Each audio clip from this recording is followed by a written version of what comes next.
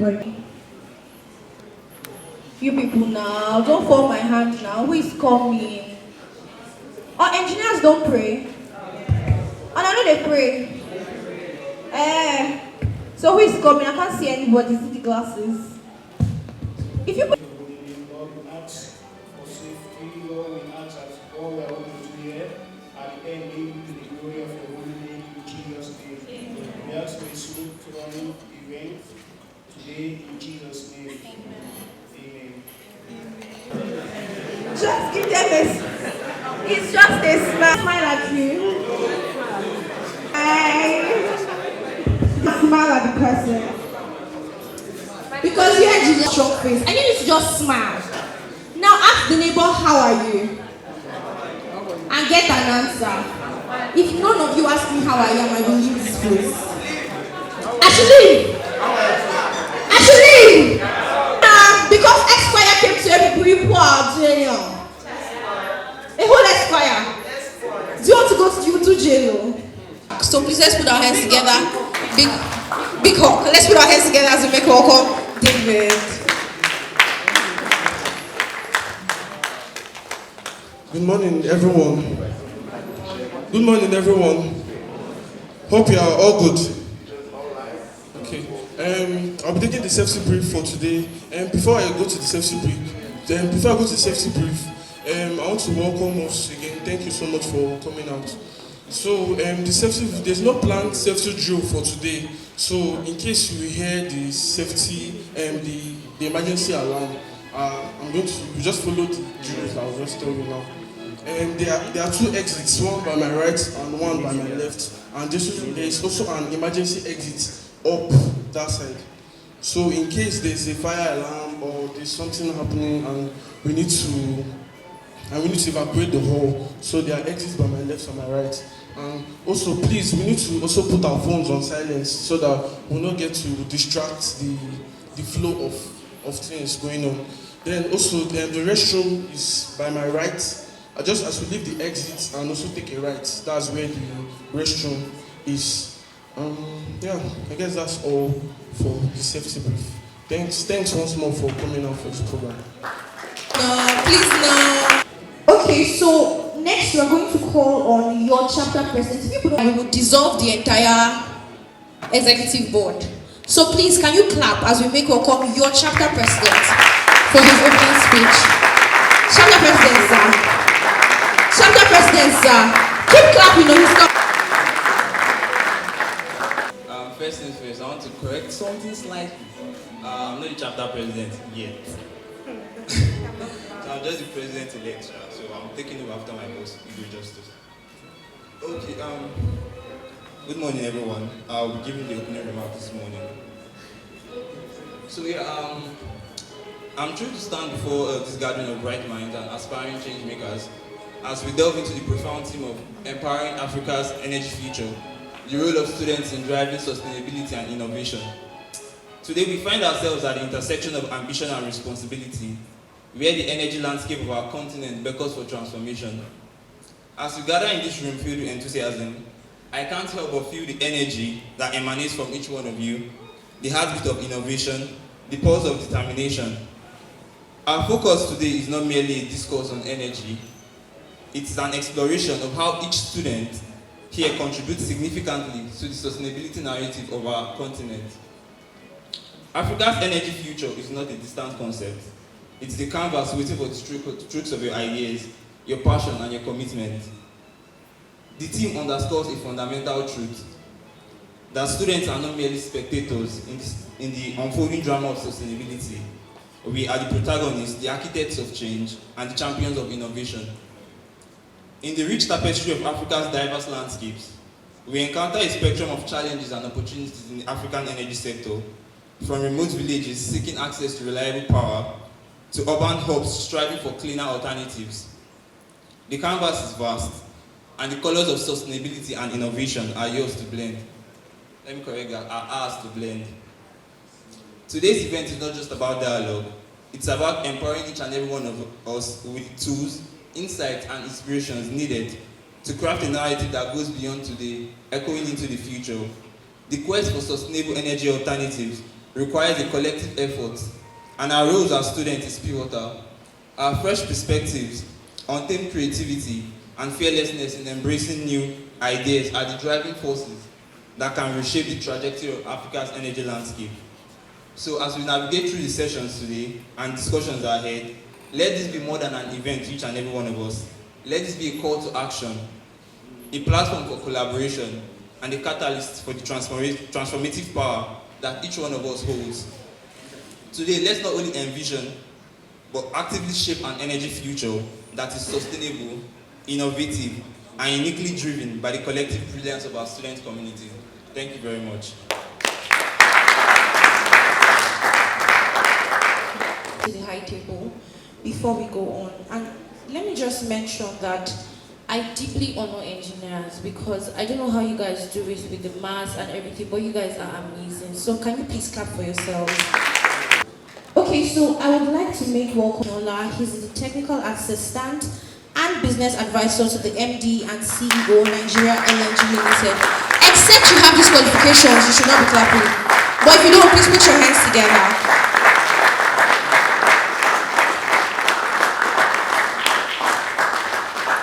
Okay, so while he's coming, we would also like to make welcome Dr. Excel Upoho. I honestly hope I got your name correctly. Can we please put our hands together for him? He is the project lead NLNG Limited. Thank you very much for coming.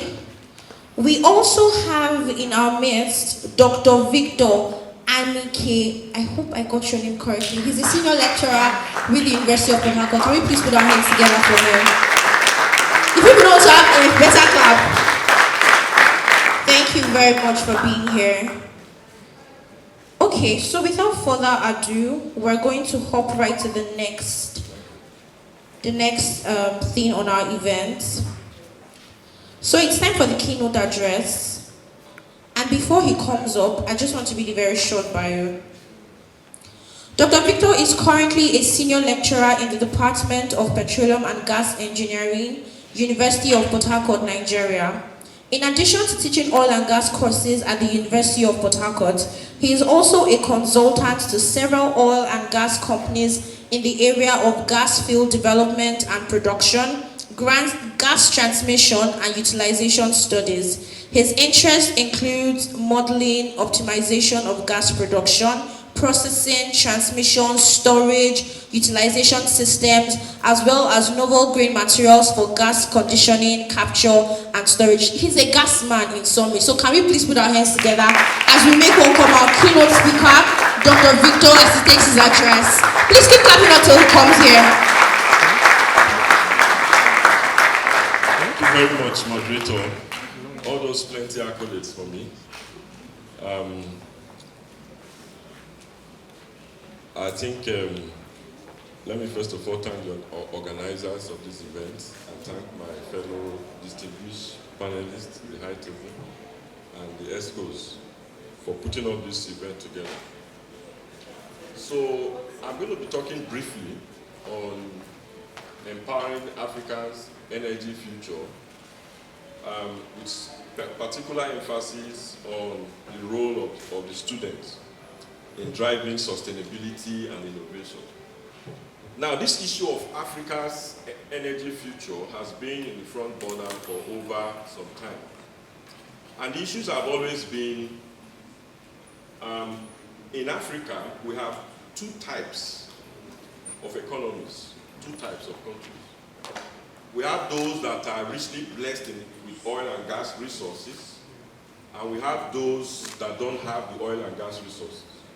So in this era of energy transition, the issues has always been in two folds. The countries with oil and gas look at energy transition from a different perspective, and the countries without oil and gas look at energy transition from another perspective. Those with oil and gas will tell you, are we going to strand our oil and gas resources, in the case of Nigeria, roughly about 38 billion barrels of oil, 209 trillion cubic feet, standard cubic feet of natural gas. Are we going to leave them alone and go start pursuing solar development, wind, and the likes? And so, experts in these areas will tell you that is not the right thing to do. But for countries without oil and gas assets, they tend to look more into renewables, wind, tidal, as well as solar. Okay? And now, a lot of persons have argued the issue about the energy transition has always been because we need to keep sustaining our environment while we ensure that there is economic prosperity and there is industrialization while we are exploring our energy. And so the issue has always been, are we actually supposed to be talking about energy transition, or we are supposed to be looking at a net zero future? And so a number of experts have argued, and I belong to that school of thought, that has the singular belief that the major topic we should be discussing currently should be more of a net zero target rather than an energy transition. And so the question is, why should we be looking more into a net zero target rather than an energy transition? The reason is simple. The technologies that you use in your clean tech, in the production of solar PVs, in the production of turbines for wind generating systems, 5 tons, 5 gigatons, up to 10 is emitted during the mining and processing of metals you use for your solar PVs and your wind turbines. What does that imply? It means that even the technologies that we use in producing solar PVs and wind turbines, as the case may be, are also polluting in their nature. So meaning, by the time we focus on renewables, by looking at those minerals, metals that are used in the production of solar PVs and turbines, the IEA 2021 report stated that mining activities is going to increase up to 90%. So what does that mean? It means the metals you use in making solar PVs, electric cars, they are finite. You must mine them. Mining activities as we speak is not clean. And so the question is, how clean is the so-called clean technology? And then how renewable, therefore, is the so-called renewable energy, knowing fully well that the metals you use in making the clean tech equipment are finite. In other words, you need to get nickel, you need to get cobalt, you need to get copper and all the rest from mines. And mining activities currently also contribute to greenhouse gas emissions. About 2 weeks ago in Cape Verde, I argued, together with some other experts that were there, that the issue currently should be more on the energy, on the net zero, meeting the net zero emission targets. And so the issue now becomes, in meeting the net zero emission targets, but a little bit straightforward, not complex, we need to ensure that while developing our resources, in the case of Nigeria, for instance, this is the decade of gas, right? How many of us know this is the decade of gas? Okay? While developing our resources, we must look for sustainable ways in developing the resources that we have. And in this case, huge amount of natural gas reserves. What is the role of students? Critical role. What is the future of this energy, meeting the energy needs and ensuring that we meet the net zero target? The role of students is immense. Going forward, students should begin, together with us, your lecturers, should begin to look at areas where we can improve on cutting down of emissions while we also make use of the resources that we have. Now, are we saying that renewables will not play a critical role? It will play a critical role, but if you look at the data, oil and gas is going to play a major role up until 2060 in global primary energy demand. Meaning, we'll keep exploiting our oil and gas resources, especially natural gas resources, because it is the cleanest of all the fossil fuels, right? Right? Going into the future. And so as a result of that, what is your role in ensuring a sustainable environment, a sustainable process? we should begin to think towards 4 critical areas. One is energy efficiency. Energy efficiency has been found to reduce global emissions by up to 45% if properly done. It's produced and utilized in emissions. Storage technology. The CCUS has come to stay. If fossil fuel utilization is going to remain competitive, going to depend strongly on the advancement in CCUS technologies.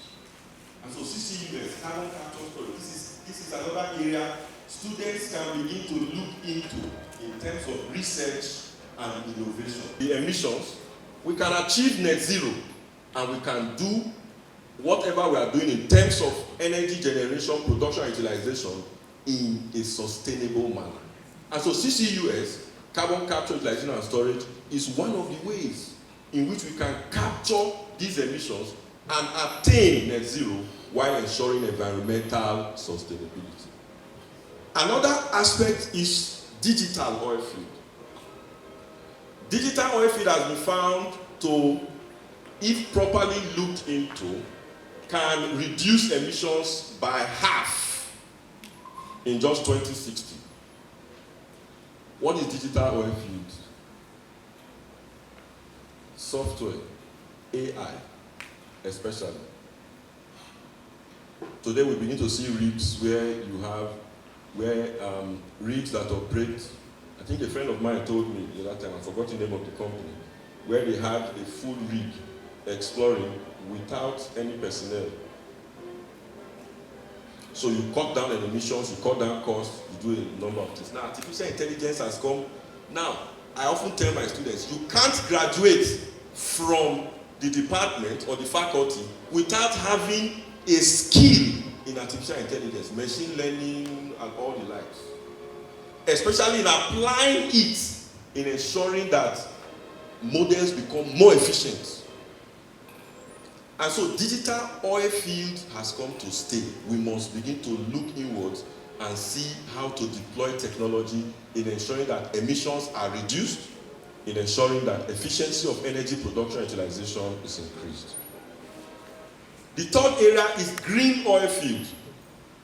One of the areas that has been pointed to be responsible for environmental degradation are the toxic materials we use every day in our operations, from drilling to production to transportation, even to utilization. And so when we say green oil field, what are we talking about? Can we begin to substitute the toxic materials we use in our mud formulations, in our completion fluid formulations, in all the chemicals we use in production optimization? Can we begin to substitute the toxic, environmentally unfriendly components of those materials with green materials that are sustainable? Can we begin to develop demulsifiers, water clarifiers, scale inhibitors, and other chemicals that we use in our day-to-day activities in the field? Can we begin to develop and substitute some of the toxic materials that are in them with environmentally sustainable materials, maybe plant-based or other environmentally friendly materials?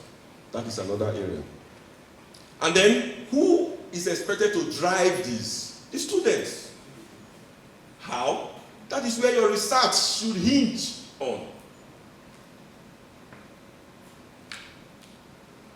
With the knowledge that you are going to gather and all that you have learned in fundamental engineering, especially as it relates to petroleum and gas, in this case, must be channeled into solving some of these problems, because the energy demand of the future is going to increase. That one is certain. As at 2021, Africa still had the size of Europe without access to electricity. The population of the size of Europe. And you know what that means? In Nigeria currently now, most of our electricity production is from thermal plants, from gas. Who is going to do research on the students. We were all once seated like this. Today, you have a team lead, another team lead, and so it is as a result of competence and capacity. Tomorrow, it will become your turn, capacity, as well as what? Competence. So in a nutshell, the role of the students in driving sustainability and innovation is immense. The student plays a pivotal, a central role in sustainability and innovation as far as energy production and consumption into the future is concerned. Or you want to do some research, you go and you start lazing around. That period of time of lazing around and doing what does not support sustainability and innovation, start thinking now. Start getting the skills that will position you into the next normal. While we have others that, of course, like I said, renewable energy is going to be there, solar, but I just told you the problem. So the problem is not about transiting, capture and utilize. Although currently, we are trying to establish a business case for CCUS processes. And very soon, I can assure you, a solid business case that will result in positive balance sheet for CCUS businesses will soon be better. And so once that is done, which experts are we going to have? All over the world in the globe, they now have, if you look at some certifications, now a new certification module just came into AESE last 2 months. What is that? AESE expert in carbon capture and storage. So what does that tell you? CCUS, one of the areas going into the future. Finally, you have a significant role to play in shaping the energy future of Africa, especially Nigeria, your country, that sits on massive amounts of oil and gas, and we can only develop with the resources we have. That has been established. We have huge gas resources. So in order for us to continuously make use of our resources, we must begin to think. I don't want to say outside the box. Some persons have said if the box is not sufficient to kick it away or throw it away, I don't know. So but I don't want to say you think outside the box. We must think deeply in order for sustainable implementation and utilization of our resources. So once again, the role of the student is immense, and it is critical if driving sustainability and innovation is our primary target. Thank you very much. Okay, thank you very much, sir, for that. To the next thing on our item, who wants a giveaway? Who is interested in giveaway? The problem with this department is that you people have money, so there's really nothing I will give you that will shake your account. But no, if I give you money, it will not see your account. That's the problem. I should give you money. Okay. I need one person who will, in 40 seconds, teach me this. Wait, I wrote it down. Net zero. Because all I heard was net zero and gas, net zero and gas. And I don't want to feel very stupid. It's law, it's law now. Lawyers are very intelligent people. So I need somebody in 40 seconds to teach me like I'm a 4-year-old. The summary of net zero and sustainable gas. Who is volunteering? 5 seconds, the offer is off. 5. Somebody should give me my bag. You people think I'm broke, that's the problem. Give me my bag. 5, 4, okay, I have a volunteer, please come forward. Are you changing your mind because you think I won't give you the money? Okay, please let's put our hands together for him. It's jealousy that's making people not to clap for it, but it's alright.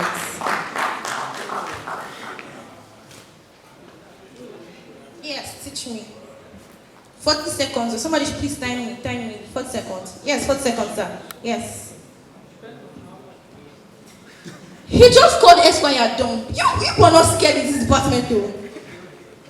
Oh yeah, teach me. Use the mic, sir. Oh yeah, now. Oh yeah. 20 seconds have gone. Oh.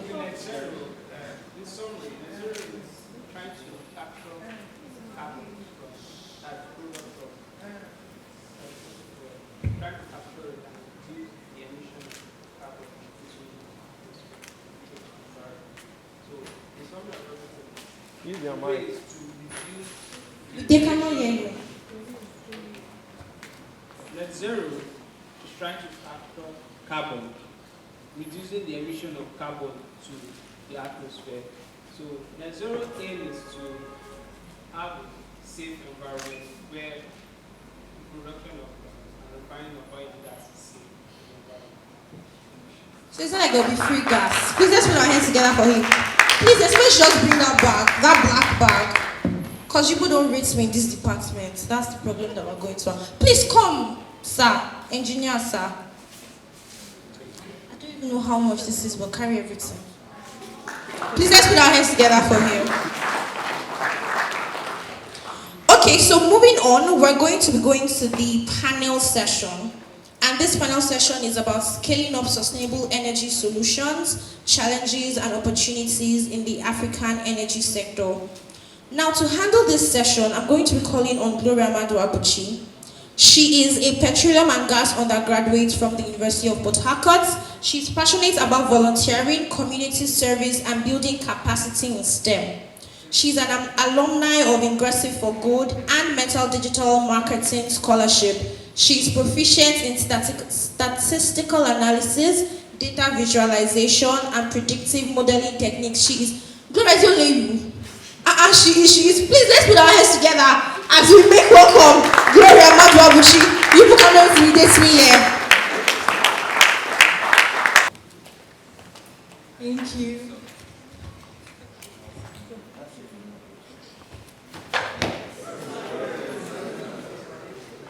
Here because I'm really excited to be here. And this is the first time I'm meeting Mr. Marcel in person. Somebody I've connected with on LinkedIn for 2 years now. And then just seeing him, actually looks a lot more finer in person than in pictures. So thank you so much for being here.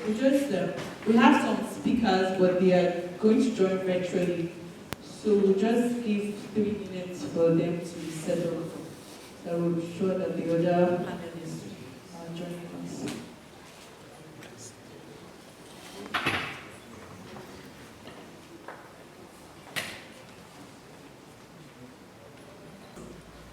Ngozi Okonkwo.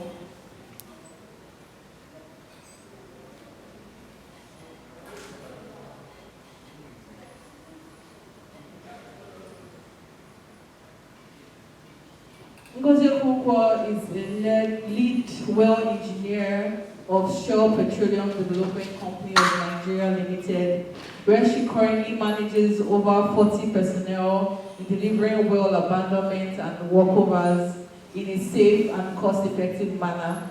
Ngozi holds a bachelor's degree in mathematics and statistics from the University of Calabar and an MBA in oil and gas from Robert Gordon University.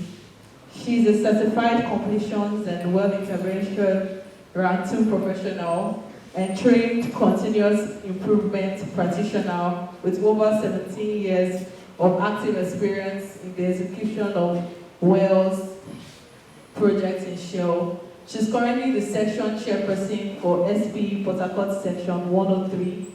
Ngozi enjoys watching football and tennis and aspires to become an avid golfer.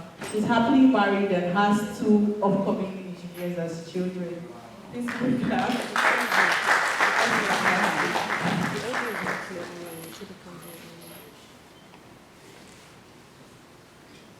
The next panelists Excel Theophilus Uboho, a business or stroke organizational excellence strategist, operations technologist, training consultant, and youth life coach with over 15 years of corporate experience, working in different portfolios, spanning core process operations, activities, coordination, long-term assets planning, asset management, and process development. He's currently the lead non-technical interface management for the multi-billion NLNG Train 7 project. In his line of duty, he works with individuals, teams, and businesses in developing inclusive organizational strategies and execution tactics in various aspects of non-technical risks, improving team effectiveness and uphill driving change. He has enjoyed working on all of his assignments, learning from them and making meaningful contributions to the business. He continues to desire an exciting career in energy business, helping, this is a lot. Let's clap.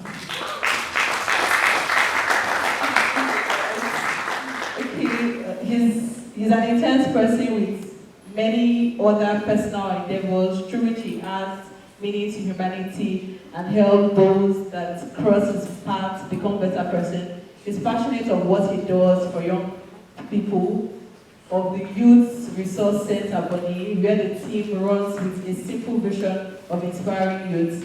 This is his own way of driving social change and making an impact in the lives of young people.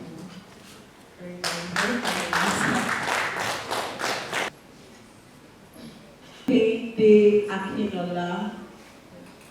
Kehinde Akinola is currently the technical assistant to the managing director and is chief executive officer of Nigeria LNG Limited. Prior to this, he was category manager for non-production contracts in NLNG with the first-class experience in cost optimization, business process improvement, change management and facility operations management.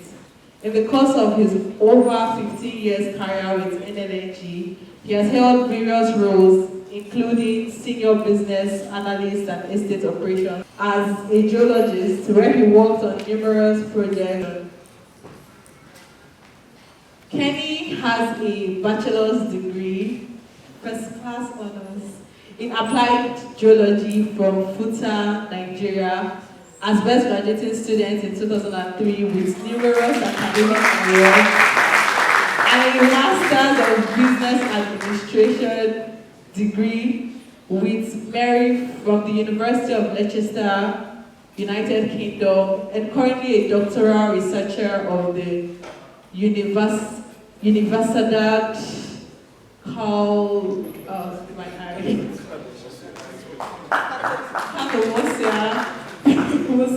in Spain, where he's studying the impact of organizational and the dexterity.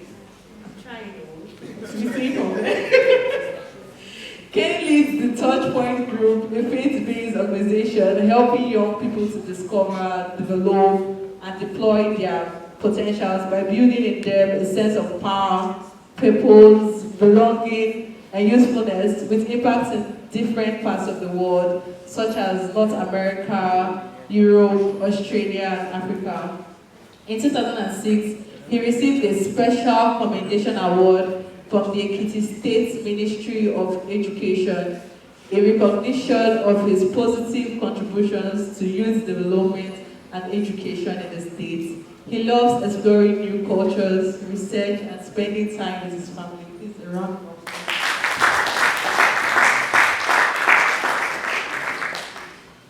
Okay, so we have another panelist, which is the last panelist.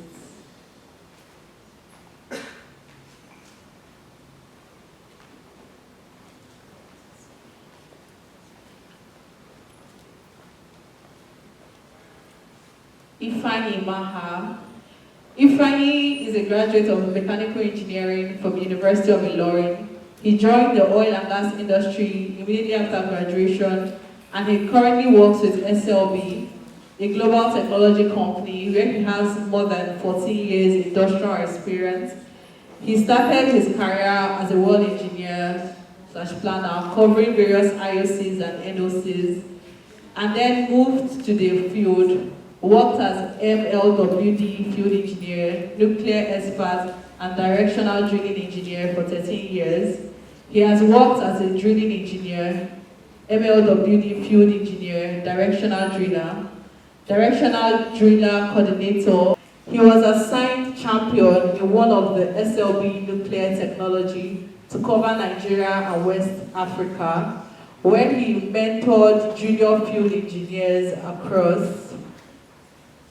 He has his professional training in drilling engineering, drilling operations, MLWD, advanced log interpretation, deep water operations, applied directional drilling, nuclear operations, fast drill process, top pipe prevention, HSC, extended reach drilling and string designs, project management, well construction, etc. He finally developed a standard working instruction for a pressure tool which is used in the oil field today to detect washouts and give accurate drill strings and annular pressure in the well bore. This helps to reduce more than 75% of human error recorded. His experience also cuts across land, shallow waters, and deep water operations. Let's give you a round of applause. And another one for me, it wasn't easy reading for me. It shows I'm still young and my eyes are rich. Okay, this panel session is scaling up sustainable energy solutions, challenges and opportunities in the African energy sector. So before I go into the questions I will have for you, I'm going to take 1 minute each to tell me what you think about the theme of this panel session. I'll start with Mr. Estelle. All right. Good morning, everyone. It's just a delight to be with you guys. Really honored and privileged to be here. So thanks for having me. All right, so talking about energy transition. For us, the question of energy transition, and just like Dr. Vita said, stems from the concept of net zero. And I just listening to my younger engineer define or tell us what he learned from Dr. Vita's keynote. Net zero, in simple terms, is achieving zero, such that whatever you put into the atmosphere should equal what you're taking out from the atmosphere, such that at the end of the day, it's zero. So we're not denying the fact that you will put something into the atmosphere, but that thing that you're putting into the atmosphere, you should be able to take out that equal amount.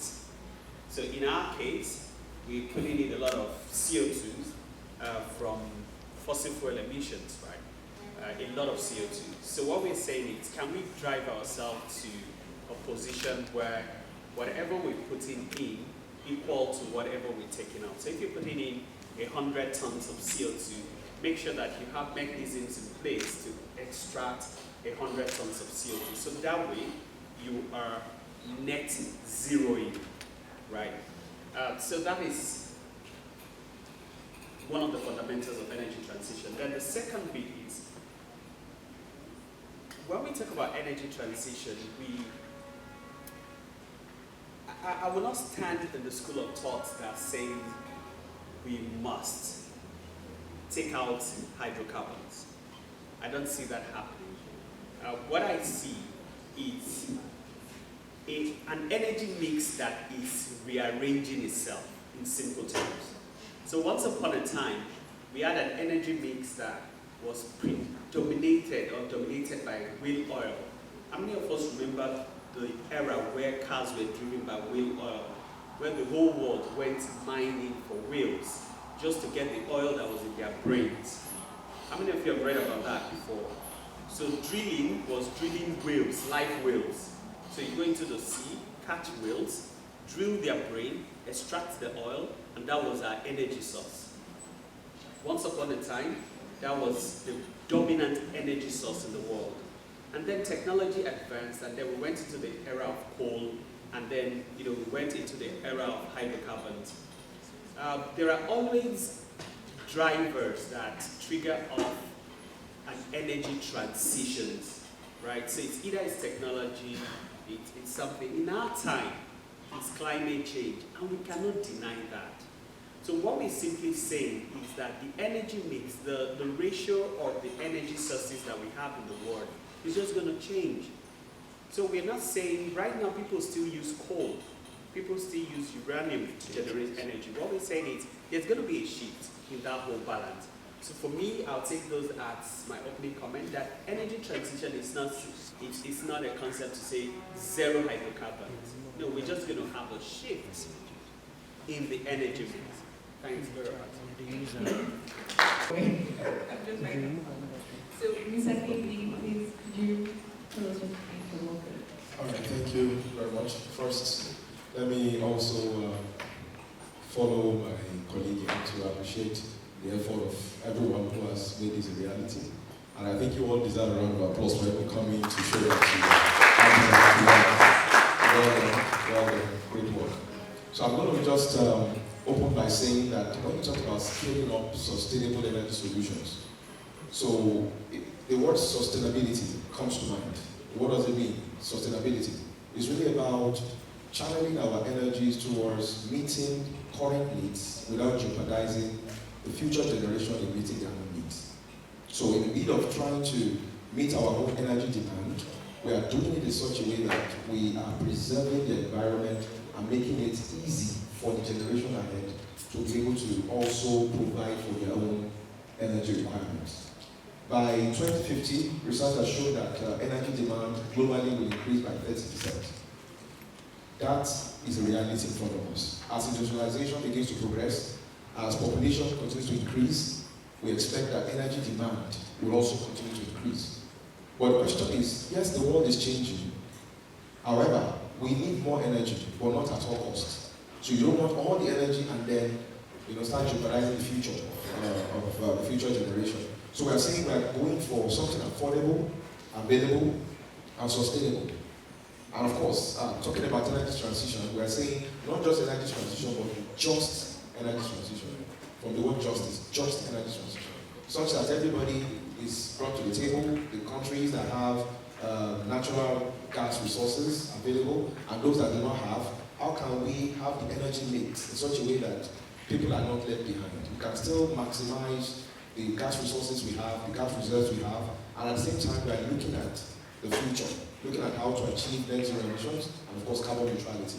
So for me, scaling it up is now taking ownership of that journey. To say, no, we want to write our own narrative. We want to play our part. Yes, challenges will come, but we are ready to overcome those challenges, seize the opportunities, and while we are talking about energy transition, we are also there, playing the game, and of course, meeting all the energy demands that will face us in the future. Thank you. Thank you so much. So, Colin, can we have any of the speakers virtually? Can we have them tell us what we think about it?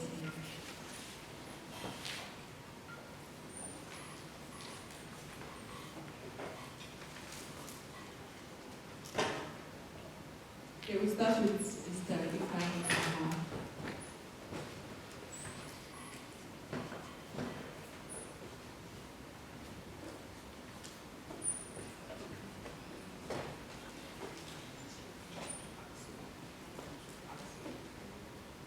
Okay, Mr. Ifeanyi, please confirm that you can hear us. Okay, good morning. No, yes, I can hear you now, but it seems it is a bit of faint. It's breaking, it's cracking. But yes, I can figure out what you're saying now. It's been like this. I didn't even have the opportunity to hear some of the comments from the panelists. So, but in case you can hear me, I'm having difficulties. I think if you want to check your connections there, I think it will help a lot. Okay. Just in case you can hear. But can you hear me clearly now? Or it's still breaking?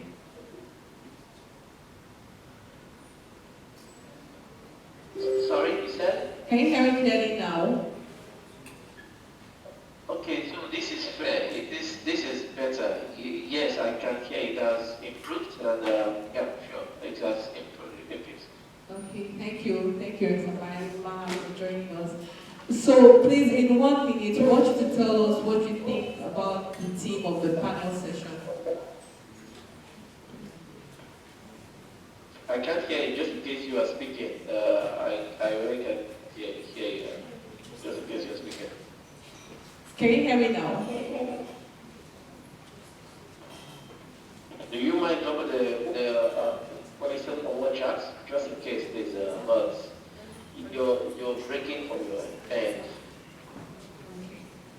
So Collins, you just help us drop his first question with the chat since he tendered here. So let's just get on with it. And please pay attention to this, is if I had someone tell me this when I was your age or when I was in the university like this, maybe my journey would have been faster. But we are not complaining, no regrets. But this is an opportunity for you. So the first thing is partnership. Help me tell your neighbor, say partnership. Yes, partnership is important. Now when you have your idea, you have a project that you are running, all right, that is, you know, has very important sustainability advantages. You want to partner appropriately with the right government agencies, NGOs, multinationals, oil and gas companies. And I mean, a round of applause again for the team that set this up. Because this is kind of, yes, but this is kind of bridging the gap between academia and of course the industry. So when you have those kind of ideas, you don't want to keep it within the four walls of academia. You want to reach out, partner appropriately, you know, get the necessary resources, the necessary expertise that you need to take it to the next level. So partnership and community engagement, that's number one. Number two is capacity development. So in terms of capacity development, you want to, as much as possible, ensure that you are keeping trend with what is going on in that field of whatever thing you have designed. So again, it talks about technology integration. You don't want to develop something that is no longer useful. So we see in some projects that you have, research projects, students, you will do something that is already in the market, but you just want to demonstrate that you have the ability to create something. But in creating that, you want to ensure that you embed adequate technological integration. So number two is the capacity building and technological integration. Number three is the financial model, the right financial model. So one of the things that NLNG does, the company that I represent, is that we actually give out prizes. We call it the NLNG Nigerian Prize Award for Science. And this year, it was given to Professor Ipolite Amadi, who came up with a project that looked at providing low-cost respiratory technologies for neonates in Nigeria. You know, it was something that was done within the four walls of the university, even supported by students, more or less like a project. But today, he won $100,000 a few days ago. $100,000 for something that originated from within the four walls of the university. And as I speak to you, it has been upgraded and they are now selling even to the market. And NLNG even promised to buy 10 units of the new technologies he designed.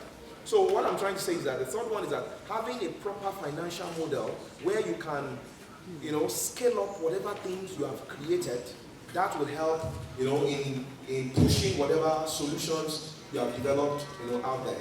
So with these three, let me just stop there. Maybe subsequently I can shed more light on what I've said.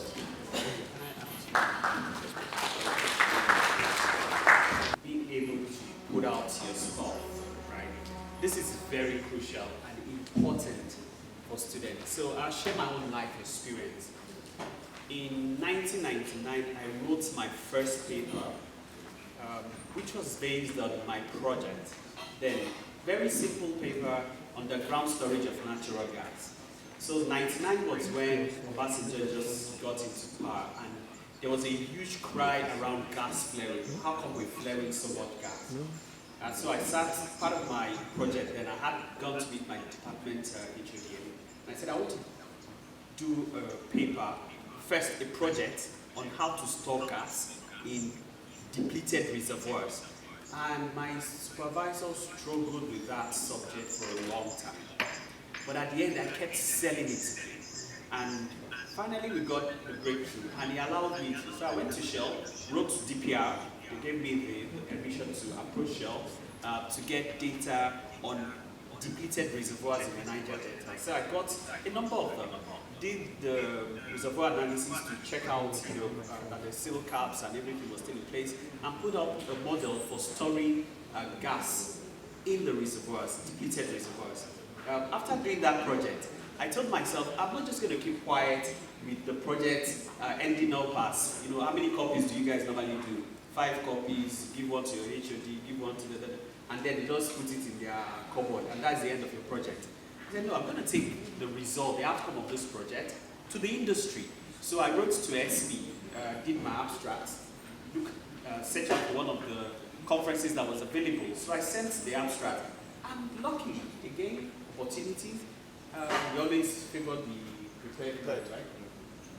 My paper was accepted, and I had to present that paper. First at Abuja. I presented that paper, and all of that. You know what? It became second student paper then in 1999. But that was not where the story ended.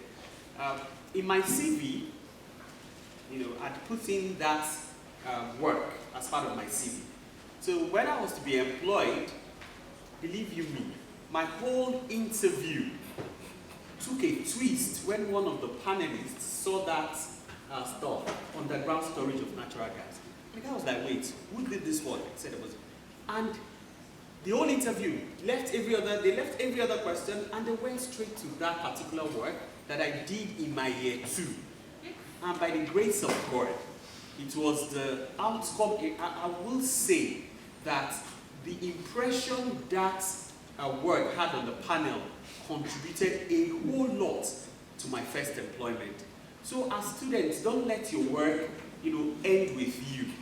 In talking about scaling up as students, search out for avenues out there where you can actually take what you're doing in school to the industry. Be curious, just go on the net and search out for opportunities where you can publish your work.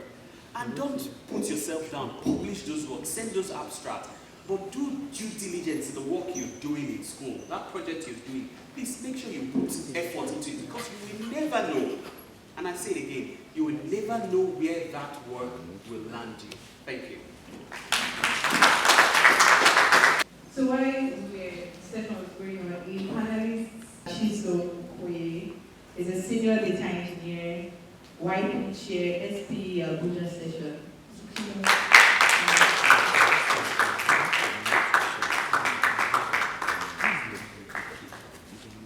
Okay.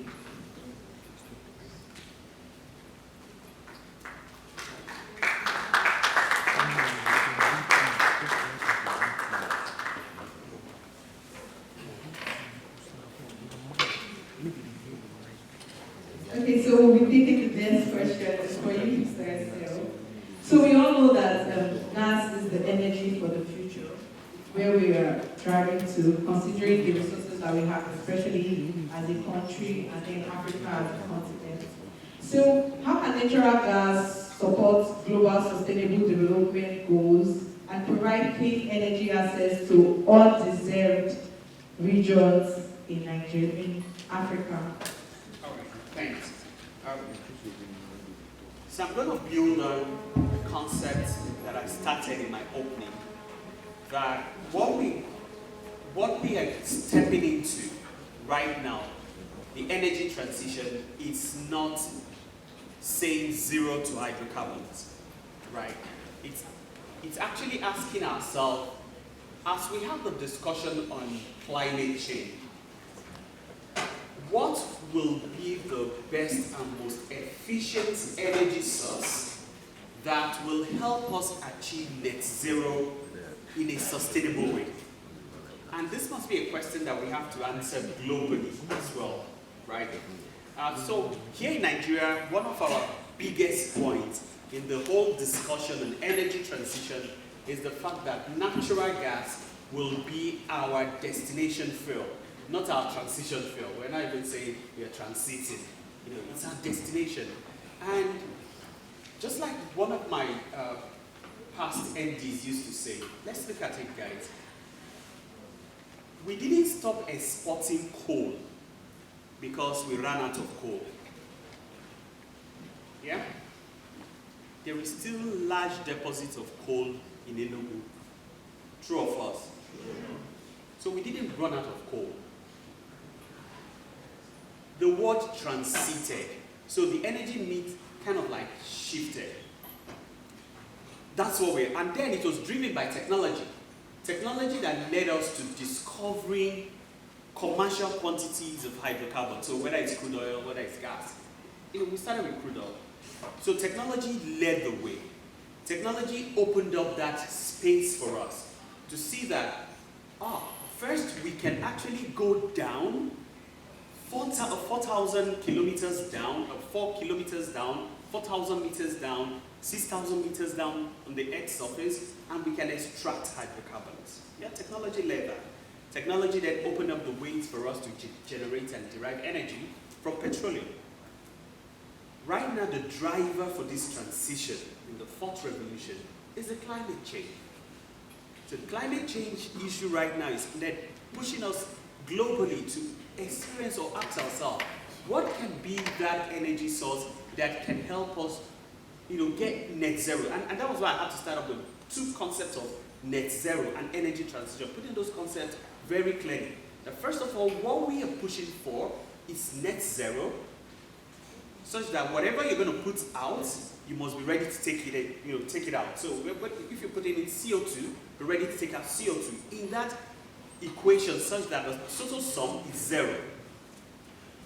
So if you look at the whole hydrocarbon chain, the simplest one there, the simplest hydrocarbon chain or molecule, right, is methane with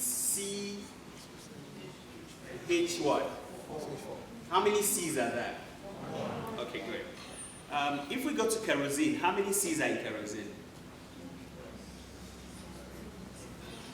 Chemical engineering students, where are you? Let me off my mic.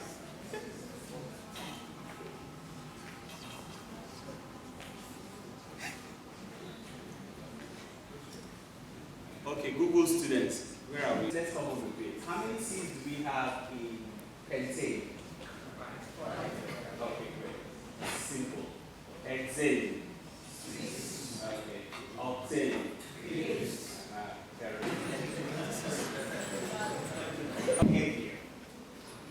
the C molecule increases. Right? So if you come down and you are approaching methane, the C molecule, the most efficient chemical you will have to generate energy from the hydrocarbon compounds, the whole hydrocarbon compound, to be methane. Right? And we have a lot of this in the world globally. So the question is, why do we have the narrative that we want to go for zero hydrocarbon, when we still have an energy source that will definitely, we are not saying it will not generate CO2, it will generate CO2, and that is why I go back to my net zero. So what we should be doing is globally invest in technologies that will help us achieve net zero. So the amount, if we can burn something that puts less CO2, how can we take out that amount of CO2? So what are the technologies that we have? Dr. Victor spoke about carbon sequestration, and that is a technology we're working on at the moment. We're perfecting ourselves on how do we get CO2s that we are producing from the production source, get it out? How do we get carbon sinks and increase the amount of carbon sinks that we have globally to help us extract these carbons? And guys, listen, if I were you guys, right, you heard Dr. Vito talked about some of these things. For those that are year 3, year 4, you already know what your project should be. You know, right? You gave expos right here. Spoke about digital what? Oil fields. He talked about green oil fields, and he gave highlights. In fact, I was telling myself that, wow, this man just let out a project free of charge. Those are the things that are interesting to the compositions of the global space right now, interesting to your lecturers as we speak. So those are the things, kind of areas that if you're going to sell a final year project, if you're going to sell a seminar, an AESE seminar, those are the topics you should be looking at. Those are the type of research you should be burying yourself into. So coming back to the global space, gas will remain that big energy source. And in Nigeria, we will not stop exploring gas. And when Kenny was speaking about just transition, the argument we're putting on the table is, it has to be a fair transition. Allow countries that have got energy sources that are yet to be tapped. Nigeria, how much unproven reserve of natural gas do we have? gas engineering student? 600. How many proven, what's the proven reserve value? No, I want my students.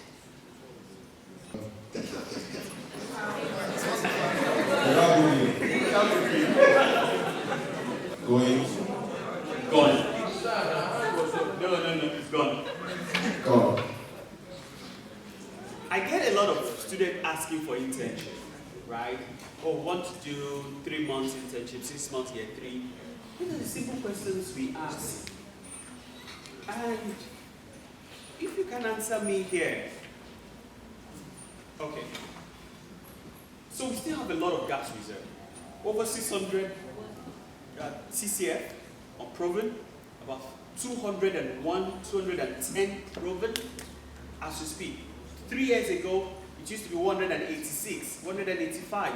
We've got some activities happening right now offshore that has increased the proven reserve. The HI block that was just discovered has increased that volume. We have gas reserves. And this gas we're going to produce satisfy our domestic needs and we will export.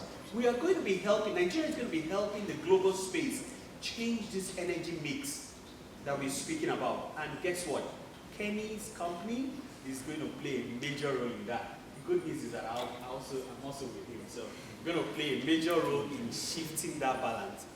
But globally, gas is going to be a major player in shifting the global energy mix. Thank you very much. Very Thank you. The next question is for researching challenges and opportunities present in African energy sector, and what skills and knowledge are necessary for them to succeed in this field. Good morning, everybody. I must apologize for being late. I called very, very early in this morning and the rain kicked off and other activities. Due respect to the panelists, I am sorry for not making it at the appointed time. Back to the question, off the top of my head, you would have wanted me to sound like a YouTube video that tells you that you can learn XYZ in 30 minutes or in 7 days.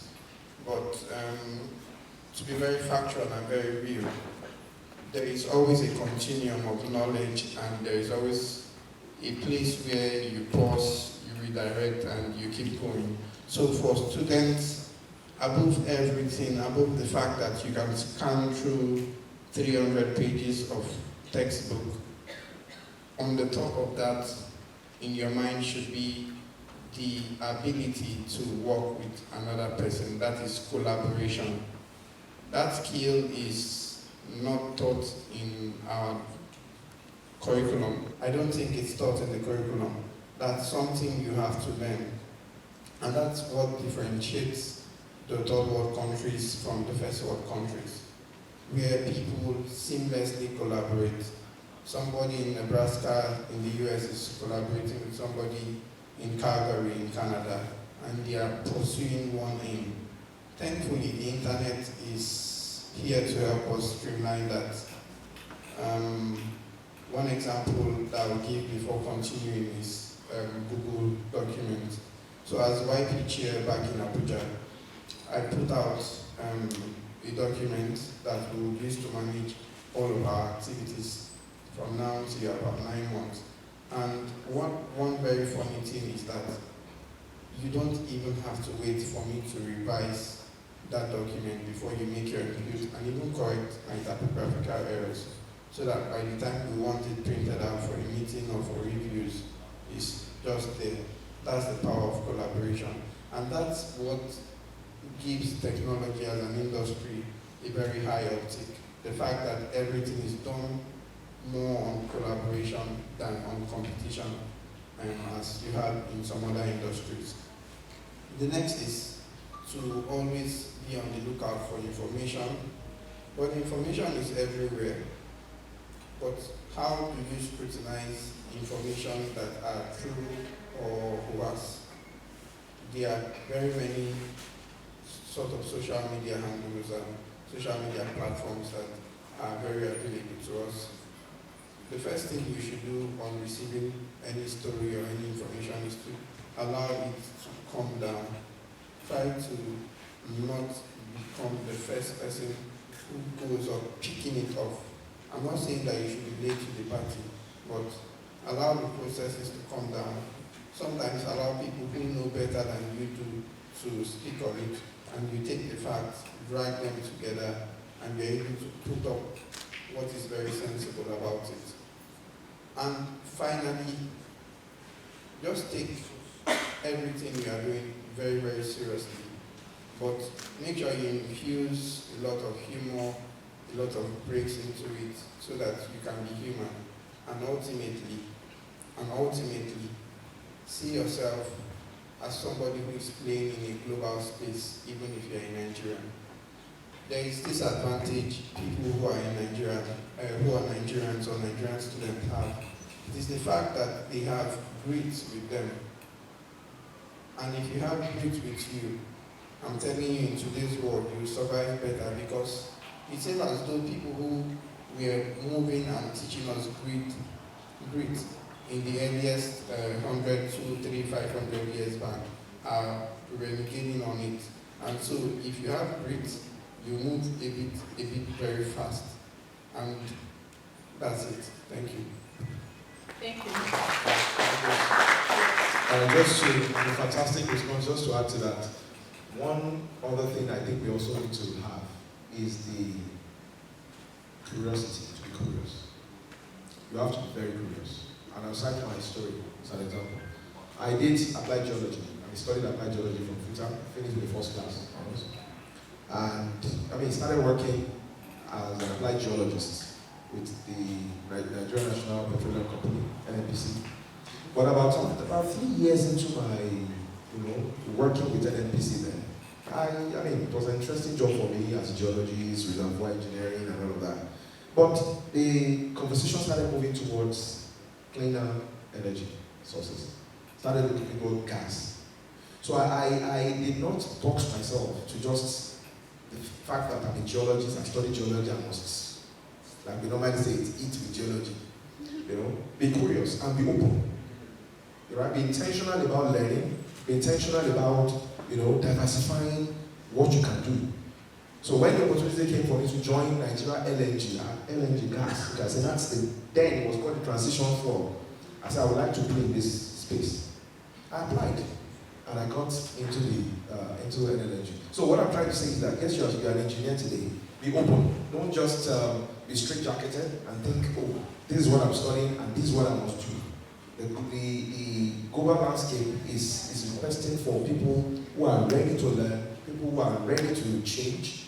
Because like they always say, if you're not ready to change, you'll be exchanged. Thank you. I like the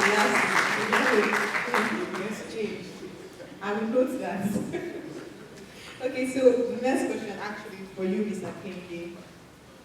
So we'll be talking gas is the future. We all know where we're all going, but then there's also an issue with the policy, right?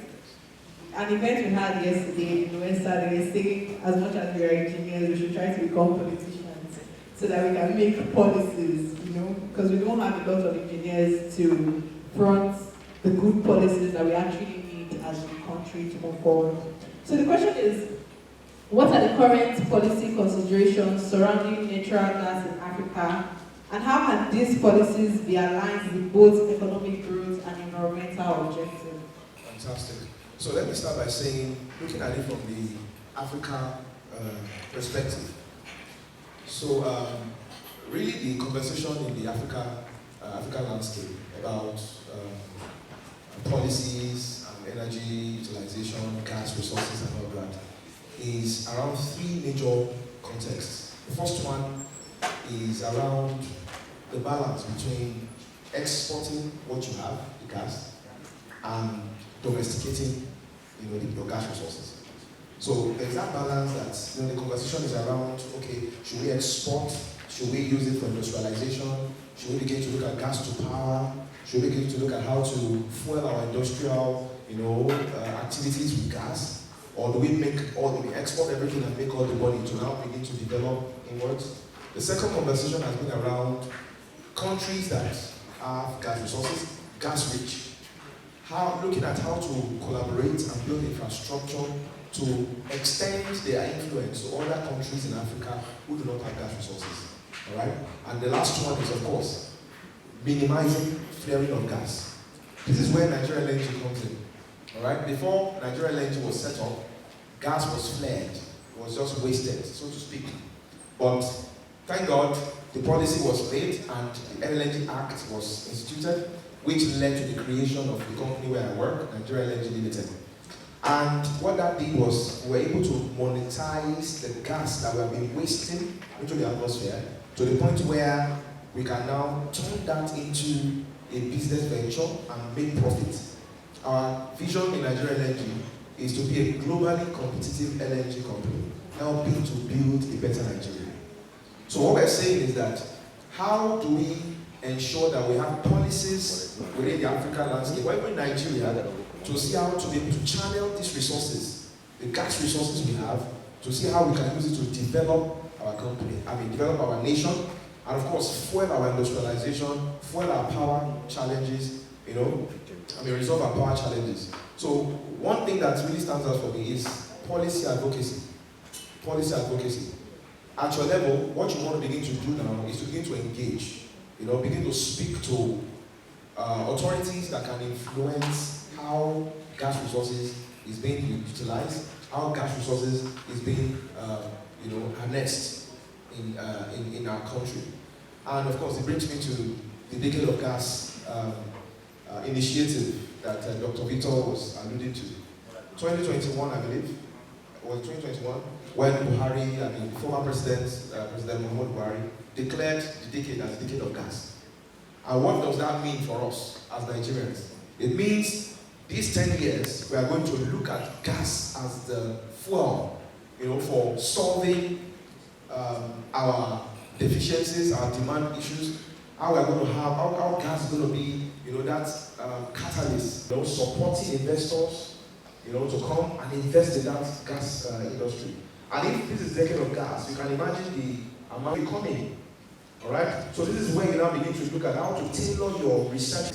Topics that when, like Dr. Excel here, showed it to people that were going to interview him, looking at, what do you have to say about this?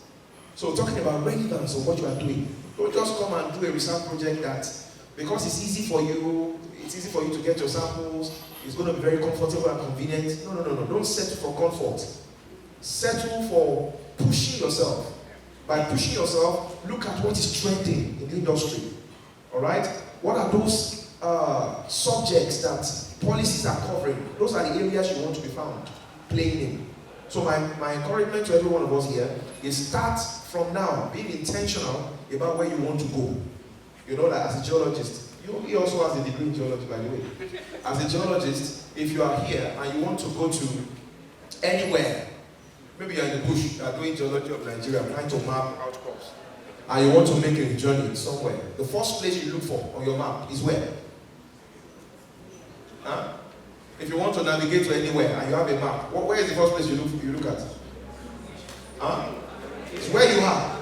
Where you are. You want to find your current position before you can begin to navigate. Alright? So this event today is to help you find yourself. Alright? Plant yourself where you want to go. It's when you know where you are that you can know where you are going. So really it's about policy advocacy. It's about, influencing governments to set up policies that can encourage investment, boost confidence even in investors. To be able to invest in the gas industry as we have it today. Thank you.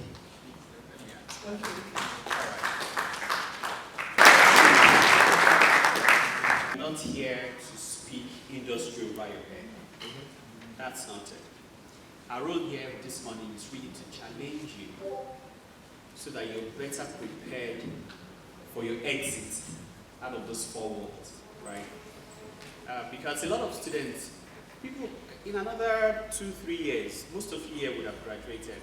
You will graduate and then you'll be out there looking for jobs.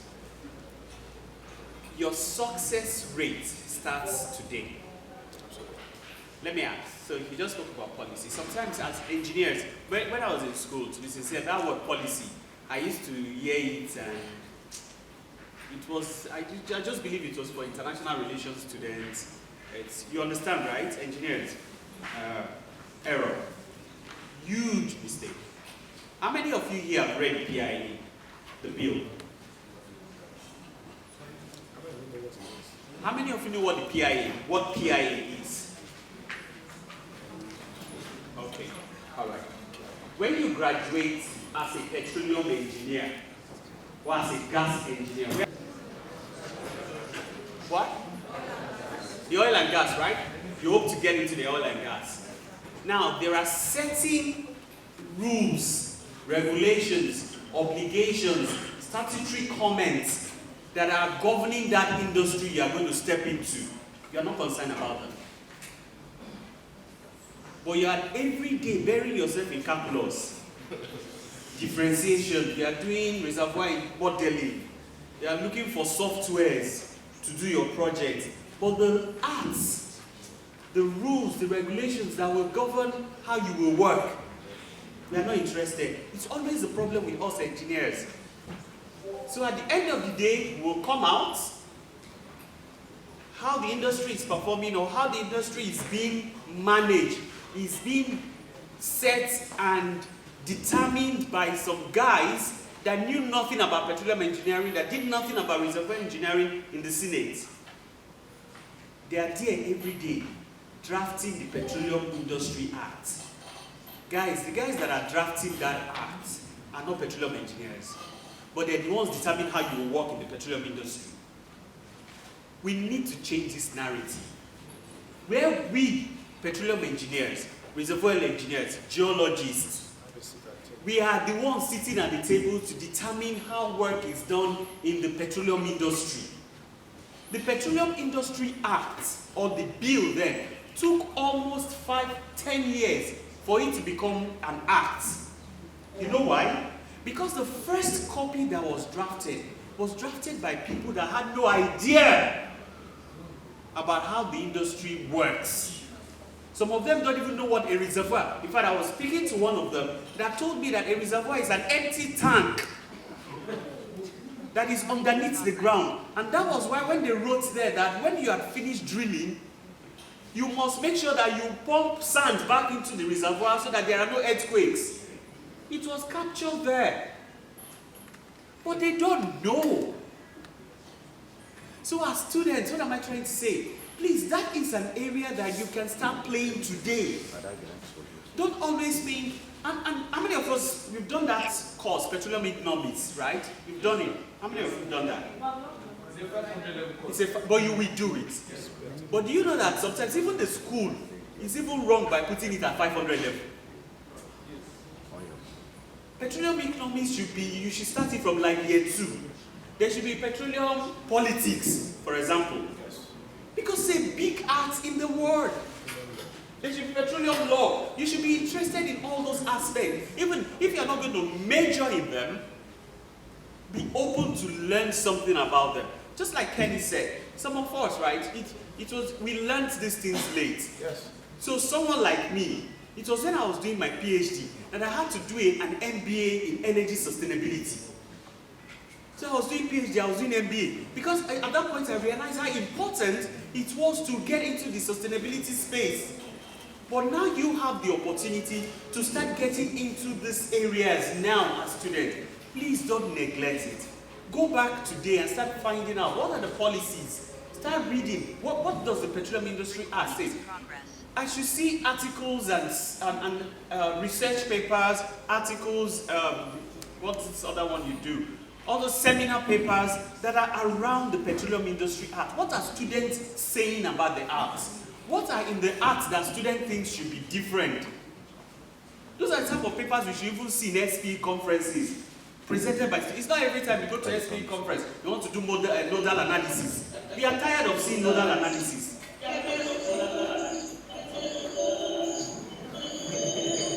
These areas.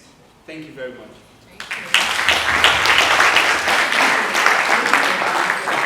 So while the session was going on, we had the final panelists who just came.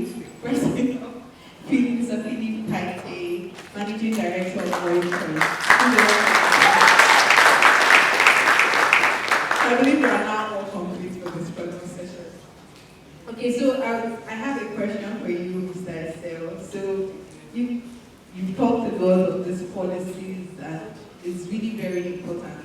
Like you said, that personally, I don't even know why they're teaching me petroleum economics at 500 level. Now you know. Yes. You should have come like a lot earlier so that it helps you, the way your brain is wired, you now want to know more about this.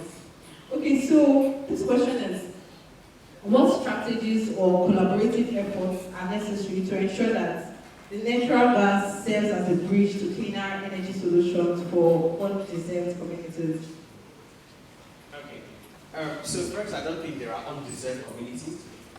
Okay. Again, speaking from the energy transition perspective, and haven't laid the principle that the energy transition as we have it today is driven by climate change, right?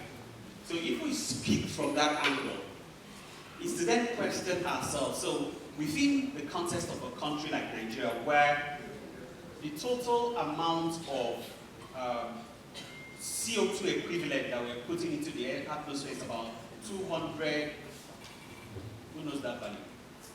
Students. I love it when I speak with students because I can ask questions. What is the current amount of CO2 equivalent that we're putting into the atmosphere as a country?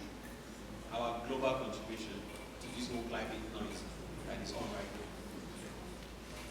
now. I know I started by saying to not be smart. I've said 200. So 200 and what? 208. The fastest figure for 208. You need to get the answer. 208. Okay. Because that's the age that we are actually, just Google and get the answer. But the truth is, it just shows me what I'm getting from this audience, that we still have a lot of reading to do. Please, guys, don't bury yourself only in the 8 or 9 courses that you do every semester. Find out what is happening in your industry. And today it's even easier where we have applications and apps that helps you to connect with the industry. Gloria started by saying that for the first time we are meeting physically, right? How long ago did we connect? 2 years. Almost 2 years. Never met her before, but we shared ideas around this event, previous events that you're doing here. That is the world that we are today. You have access to connecting with industry. Whether you're connecting on LinkedIn, you're connecting with people that can help mentor, and even if it's not mentorship, but they're just helping you with materials, helping you in one way or the other. That's the world we are today. Leverage on that. You have information at your fingertips. Don't waste all the time in TikTok. Even TikTok by itself is very educating. In fact, I've been learning a whole new concept on TikTok. In fact, the other day my wife stopped hold on me. I was like, what's wrong with you and TikTok? But every time she sees me on TikTok, I'm actually on a particular subject. And I've spent the past 1 month, I'm sure every video on that subject, I've seen it. You have information at your fingertips. You're better prepared today than ever for entry into the industry. We just employed about 91 new graduates into our company as part of our fulfilling our vision of helping to build a better Nigeria and also future-proofing our business. We are also securing our future. We just employed 91 new graduates. These guys graduated between 2 and 3 years ago. 91 of them. These guys, those guys, their life will never be the same. And I'm not kidding. In fact, we were joking during their onboarding. They experienced 20% salary increase without working. You know, they know what? Just increase the salary. We told them at a hotel in Lagos, and they were all screaming. But the process that brought those guys into the industry was one that challenged every aspect of their information base. And I mean every aspect of their information base. So questions like this, like how much CO2 equivalent are we putting into the atmosphere? Some of the questions we ask. So back to my question. So Nigeria in the whole energy mix, we're putting in about 275. Over half of that is coming from domestic energy sources. And when you drill down, it's coming from places like firewood use. That my grandmother, she died. She buried her in February, so I don't have any grandparents anymore. But when she was alive, she cooked with firewood. And I'm sure your grandparents and great-grandparents that are still in the village are still cooking with firewood. Our popular Nigerian jollof rice is best cooked with what? Firewood. Also want to eat firewood jollof rice. In trying to fulfill this energy transition, we are saying, can we even start transiting all these firewood people to LPG? Except jollof rice. I didn't say that, off record. Yeah, that's what we're trying to say. Can we start shifting the energy mix such that we start closing those gaps? Moving away from firewood to LPG. So I just gave out a research to a student right now that is smart. How can we sustain the African recipe of jollof rice with LPG? Nice project. Somebody is smiling. But that is the question. Today there's a lot of discussion on autogas. How many of you have been hearing this discussion of autogas? You've been hearing about that, right? Guys, have you not been hearing about autogas?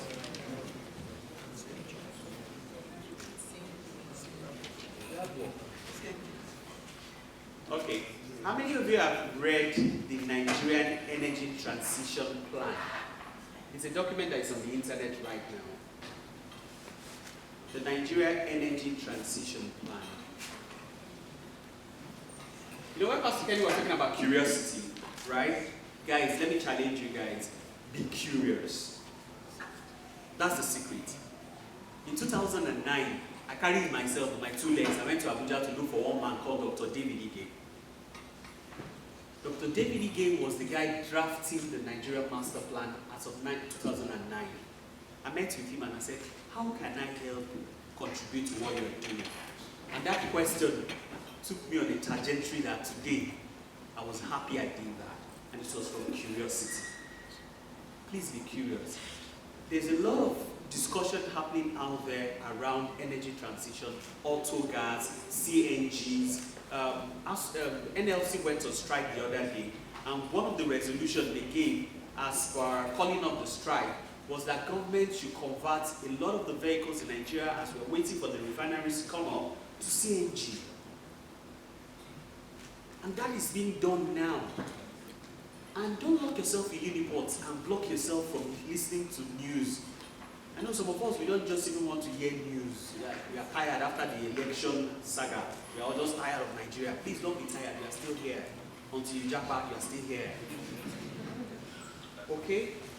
Please. So, in terms of the energy mix, all we're trying to say is how do we reduce the amount of CO2 we put in the atmosphere by converting a lot of what we have today to either LPG use for domestic firewood or to convert our vehicles from petrol to LPG or to CNG, auto gas. And once we start doing this at the micro level, it will definitely cascade into the macro level. Thank you very much. I see Gloria shifting the chair. Okay, so before you came, we've been having a conversation. The theme of this panel session is scaling up sustainable energy solutions, challenges and opportunities in African energy sector. We're talking about how gas is the energy for the future, especially in Nigeria here. So my question is, how important is the role of private sector investment and public-private partnership in scaling up sustainable energy solutions? Thank you guys for having me again. I was here yesterday. It's a pleasure to keep seeing your faces again. Back to the question. Could you repeat that question a little bit? So, how important is the role of private sector investment and public-private partnership in scaling up sustainable energy solutions? Okay, thanks. That's a good question. We all know the country that we are in today. Almost anything completely public has not been very effective. Our over-reliance on government institutions to ensure things happen have not really fared very well. And we can see from practical examples like the NLNG that that mix between the government and private institutions like Shell and the rest has created a very effective balance in the way they deliver. So currently you can see that that is probably the only government company that is actually delivering on their dividends yearly. And there's a reason for that. Anything public, we all know in economics that anything completely public good is not usually very effective. And that is why there's an importance for a marriage between public and private. Now, privates cannot do it on their own because they need the legislative framework that will allow that to happen. So, for example, Oga was talking about eliminating stones and all of that. Now, we all know in Nigeria today that nobody can even go, private institution can even go into their community and try to even fix the road. It's not possible. People will come out from everywhere. So you need the government to put in the required legal framework. So the framework that allows private institutions to go out there. So simple things like tax breaks for them, because private institutions like ourselves, the primary goal for us is to somehow make some money, even though we do have a corporate social responsibility to give back and to push the skills. Now, why would any private firm go into trying to scale up sustainable development? Why would they be interested in that? The only way they're going to want to invest effectively in that is if there is one, the right policies in place that would allow them to do that. We all know that it is not an easy thing. I mean, yes, we do have gas, but there are some equipment that is required for us to be able to leverage on the gas that we have. And most of these things are imported. Now, the government has two things. In the short run, we know that we cannot develop all the technology required for us to be able to exploit these resources and get them down there. So in the short run, we have to import some things. And for you to import, there are legal implications to that. There is customs, tariffs, and all of that. Now, if the government is really, that's why the government has to come in. There has to be some sort of tax breaks. There has to be some sort of policies that will ensure that if these items that are required to scale these things up come to the port, it doesn't sit down there for 2, 3, 4 months. Because that is the problem we have in Nigeria today. As a private business person, you can import something into the country. It can sit down there for one funny reason or the other. Now, if the government realizes the importance of us reducing our CO2 emissions based off of all the agreements we've signed to cut down CO2 emissions by, a huge percentage, I think is it by 2040 or something, then the government has to, call up either a state of emergency in this industry. So for doing that, the lawmakers have to pass, they have to agree that we are really interested in pushing this development. That is one. And by doing that, they have to set up, pass laws and policies to say, anybody that is investing in this, you're going to get XYZ tax breaks. Anything coming to the port will give you some imports, exemptions, some tariffs. That is the only way for us to scale up in the short run. It doesn't have to. She's going to look at you and tell you something is wrong with you. People need to be aware of what's going on. They need to know why we need to shift from this. They need to know that that gas is as effective as firewood, and it's cheaper and it's more effective. That's number 2. Research. We need to be able to invest in people like you, because you are the ones that would actually develop the industry. Execute this, because your brains are sharper than ours. We now, most of us, were thinking about money, whether we like it or not. We have children, we have this. So our thinking capacity is not as strong as you guys are at the moment. So it's important that we are able, as private individuals and as government, we should be able to come together. There has to be a bridge between us in private sectors, us in government spheres, and the students, we have to be able to create a bridge to say, hey, these are the problems, this is what we want you to solve.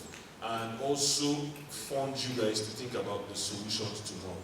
So in a nutshell, to summarize my point, everybody, we are all in this together, and if we're going to be able to succeed in moving away from less cleaner sources of energy to what we actually have in abundance, which is gas. Nigeria is essentially a gas country, not an oil country, if we really look at it.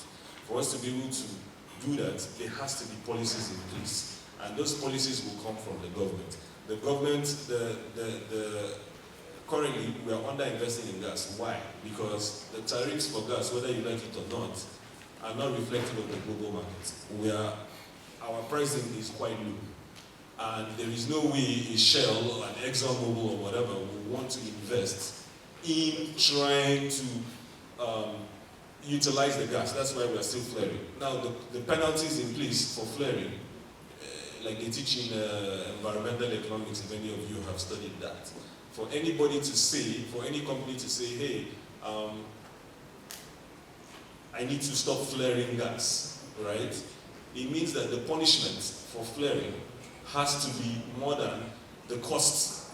It's a cost-benefit analysis. So if a company looks at it and says, oh, I'm going to pay 50,000 or whatever for this, it's cheaper, and if I'm going to try and exploit it, it will cost me 200,000. They'd rather pay 50,000 than 200. So there has to be a mix and balance. That's where the government comes in.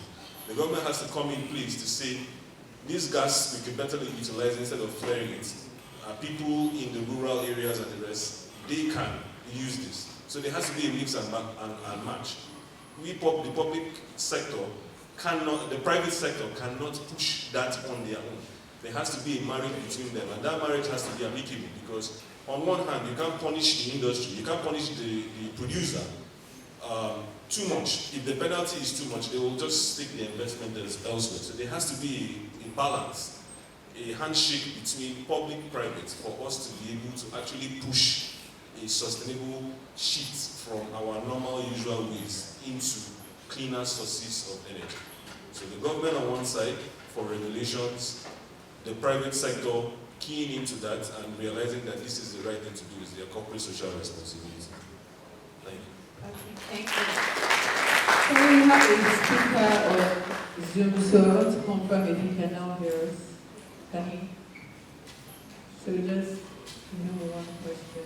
If we have time, please.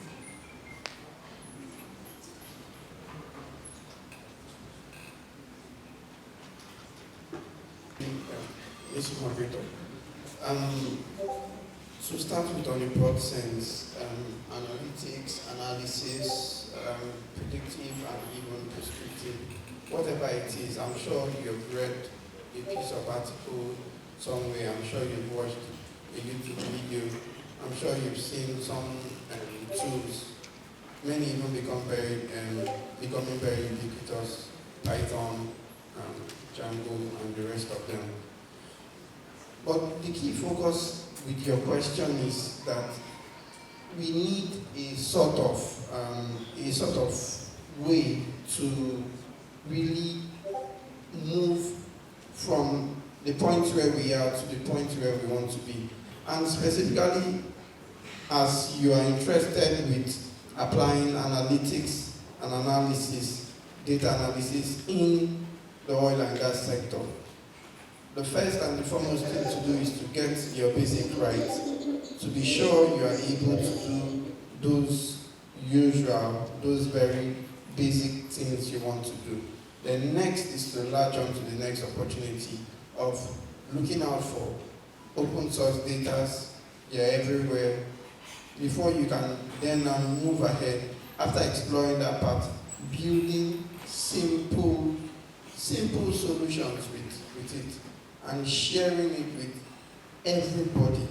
When I mean everybody, I mean anybody you can find that will find interest in that and would help you cascade or make that message known to another person. Because for one, you can develop a whole lot of things, and then there is this bias as an engineer or as an analytics developer that, oh, I'll be found. You should also take out conscious time to project your work to the public. So I wanted to keep speaking with a lot of technology phrases and terms, but that would do nobody any good. Get on the basics, very importantly, work up with open data sets, then you can now start branching off after sharing all of your simple solutions with people, and you can get into proprietary data like one of the speakers have spoken about, and keep it very simple, but yet solving 1, 2, and you can scale up to many more problems. Let us take an example. As a data analytics or as a data analysis or whatever the goal is for you, if you choose to venture into that, can we look at you creating something as simple as a dashboard that is tracking total number of households currently using gas, total number of households currently using firewood, total number of households currently using kerosene. If you should present that to Mr. Kenny, even if he doesn't have a job for you, once he keeps sharing that information within a circle, somebody who has an opportunity will pick it up and would like to hear your own story and would also like to impute and use your own talent to grow whatever it is they are doing. And again, bringing it back to realism, it is not a single stretch thing. So not that you go today, you quickly run it up, and then you contact Mr. Ken on LinkedIn, and you show him, and you are going to be expecting that it is going to just be one way through. You can even put that analysis up on the SPE or other domains where they have public speaking, where you can present your paper. But the key thing is this: make sure that you are building something that is relevant to where you are going. But there's also an opportunity to remain open to do others when you do the 80-20 Pareto technique. Thank you. Very lot of that. Short and long term associated with utilizing natural gas in the African energy sector. Okay, so in terms of short and long term economic benefits in utilizing natural gas. So there are so many, numerous economic benefits in terms of long term and short term. Number one is gas to power. Number two is gas to industry or industrialization. And number three is gas to our domestic market. And I will dwell a bit more on that gas to domestic market. So Dr. Excel was speaking about how that we have our grandmas who still cook with firewood, some of them. WHO released a report some years back, and they posited that about 98,000 women die annually from gas smoke inhalation from the use of firewood. 98,000, thereabout. So it begins to, you begin to understand when we begin to talk about gas being the destination for. We cannot afford to keep doing the same thing we are doing and expect a different result. That's the definition of insanity. So, for us to begin to see the benefit of gas, then we need to put gas to use. And these three spheres that I've spoken about. So bringing gas home, you see? And one of the things that NLNG has done recently is the fact that our board of directors approved for us to actually domesticate 100% of our LPG. So all the LPG that we are producing, we are domesticating all of them. We are pulling them back into the domestic market. I think NLNG deserves a round of applause for that. Yes. So that we don't get to see people dying. So both in the remote places where people normally would have used firewood, they can now be safe. And in terms of gas to power, we are saying that we can begin to, generate electricity from gas power plants. We can begin to look at, achieving that carbon neutrality, not just by burning fossil fuel, but again, by harnessing the value that we can get from natural gas. And of course, finally, is the gas to industry. We can power our industries with gas. Okay, and that's what Decade of Gas is all about. That's what it's all about. Building and developing infrastructure to be able to harness, the potentials of gas that we have in Nigeria. Doing what you have. So again, as students, it's a field that you want to really look at. Building your expertise, building your knowledge base in terms of exploitation of gas, as a destination fuel. While of course not forgetting the renewable part of it, but now is the time for you to begin to look in that direction and begin to get resources, get information, make up your mind as from today to say, no, I'm going to be different from every other person that is here by increasing my knowledge base and looking at how to harness these the potentials we have as a country and even as a continent with respect to the gas resources that is available to us. I'll stop here. Thank you. Thank you. Okay, so Mr. Maha is ready to go. Mr. Maha, please confirm you can hear us now. Sorry. Okay, so sorry about that. I think I hear you go. It's crowding a bit, but I'm asking to know if whether it's still my in thoughts right now. But I can still try. Drop it here. We can just try. Okay. Thank you. Okay, Can so you hear me? yes, we can hear you. I can hear you clearly. Okay, so we're talking a lot about natural gas, where we're going, and everything. So this question now is, what strategies or mechanism can support the integration of these projects that we'll be talking about into existing energy infrastructure for lasting benefits? Did you get that? Sorry, can you take that? It's cracking. Okay. Can you hear me? Yes, I can. I think what we can do is they'll probably drop it on the chat box so that you can get the question. So okay, good. Please, you can talk about what chat, right? I think I chat box. Just in case you can hear me. Yes, we can hear You can you. drop the message on the chat box. I think it should be quite elegant, so I can put it on the chat box and I signify when I say it. All right, thank you. Okay. Collins, do I need to say that or you already have the question? Yes, I have. Okay, so while we're waiting for that, Mr. Sel, we have a question for you. So, in what ways can natural gas contribute to a balanced energy profile in Africa and complement the renewable energy sources for long-term sustainability?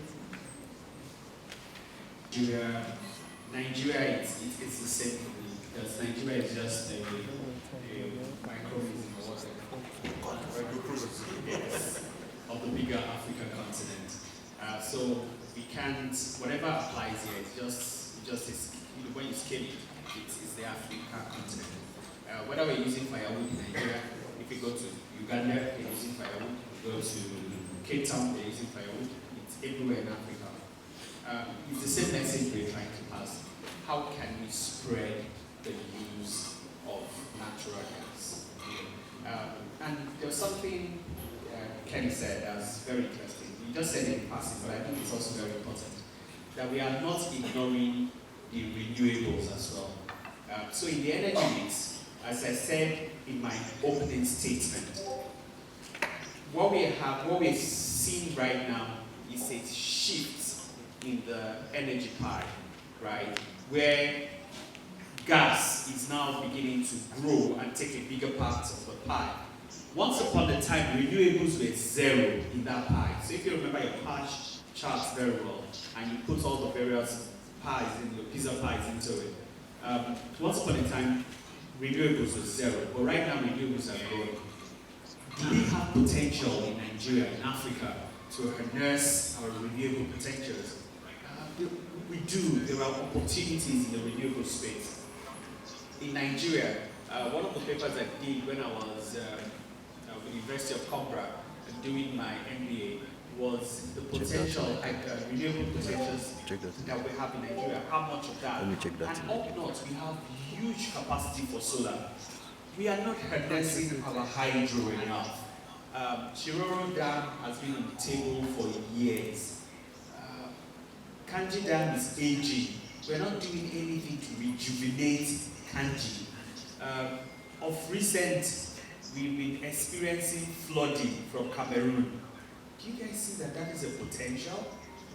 The wave, the amount of energy that water brings, flood all the way from Adamawa down to the Niger Delta.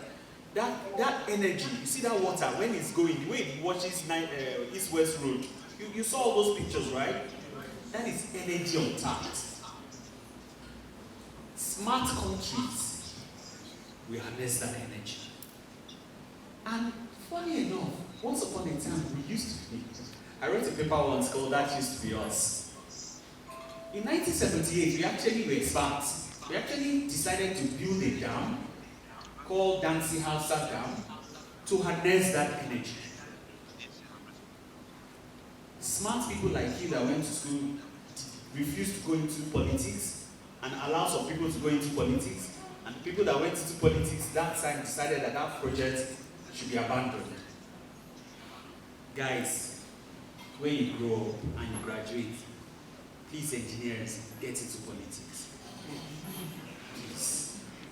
So that we can take the right decisions. They decided that the dam was useless to us. They abandoned it. And now whenever they release water from Cameroon, here in Nigeria we are dying every year. Or every other 4 years. There are huge potentials that we are not harnessing. So those opportunities are there. And again, I love it when Kenny says, as students. So I was still saying, as students, how do we play in all of this? How can we put up awareness? Again, I keep going because our greatest asset as students is our pen. Nowadays, it's our keyboards, right? You can research and write. We've shared stories here of how those simple research that we did in our own time as students change the trajectory of our careers. You can research and write. What is the problem with all the energy sources that we are not harnessing? And how can we move forward as a country? It can be a paper you write on. And today, in today's what I keep saying, there are so many handles to publish those thoughts. Whether they are conventional, edited, on peer-reviewed thoughts, and you're putting it in places like Medium, somebody will read it. Whether it's a peer-reviewed article that went through your lecturers reviewing it, you can put it up in an SPE article. You can put it up in a operations management article. There are so many opportunities out there for you to publish your work. The thing is that we are not putting our minds in the right places as students. We are not. And the opportunities are there. So how can you play in this discussion on the energy mix? So again, I think it was Gada said, we are not here to go over your heads with all the things that are happening, all the big things that are happening with the energy transition, COP25 and all of that. Let's bring it home as students. How can you play in this? So there are opportunities in Nigeria. How can you help bring these opportunities, create awareness? You talked about education. Obviously, it's right. If you go to my grandmother when she was alive in the village and tell her, stop using firewood, she'll tell you, okay, what should I use? You say LPG. What's LPG? Cooking gas. How do I even get it? So education, how can you bring about education as students? What are you talking about in your various handles? What are you talking about? Exactly. What are you talking about? What are you researching as a student and putting out there? When I go to your LinkedIn page and I run, so one of the things we do recently when we are employing graduates is do social media profiling. Yes. ESPO, I'm giving you ESPO now. Yes. We do social media profiling. So we go into your Facebook. You are applying for a job as a petroleum engineer. Okay, who is this person? I go into your Facebook, and what do I see in your Facebook? Every time all the pictures I see with you, you're doing this, you're doing that. Twerking. I'm twerking. No, I'm serious. I'm serious here. We're very serious. By the time we do your social media profiling, we already start knowing who we are about to employ or who we are not about to employ. So, coming back to the question again, huge potentials. What are you doing with this potential? Do you even know about? Back to Ken's point, get curious. Thank you. I believe Mr. Maha, please confirm you can hear us. Unfortunately, I do not hear the very interesting discussion regarding what is going on. Okay, thanks. So that's the one thing to apologize. Secondly, let me thank the organizers for inviting me to this yearly event. I was like, 1 year after, it is still not saturated. We need people in the industry who are yesterday. I had a winner, fellow panelist, sorry, I think Mr. King, sorry if I didn't want to go. So, as someone that they recruited a number of graduates of citizens and agreed from them, I thought they got a job in space. So yeah, just to tell you that the industry is still in need of people, smart people who are ready to make that difference. So without wasting much time, let me move to the question I was asked directly in the person. What strategy on some of these projects, which is the sustainable energy projects, existing energy consumption for lasting benefits? Without anything meant, I think not process about this. So I think that my goal that the sea is getting filled up, and so on and so forth. I'm like, yes, it's getting filled up, but this is what we are seeing towards the end of the economic operations.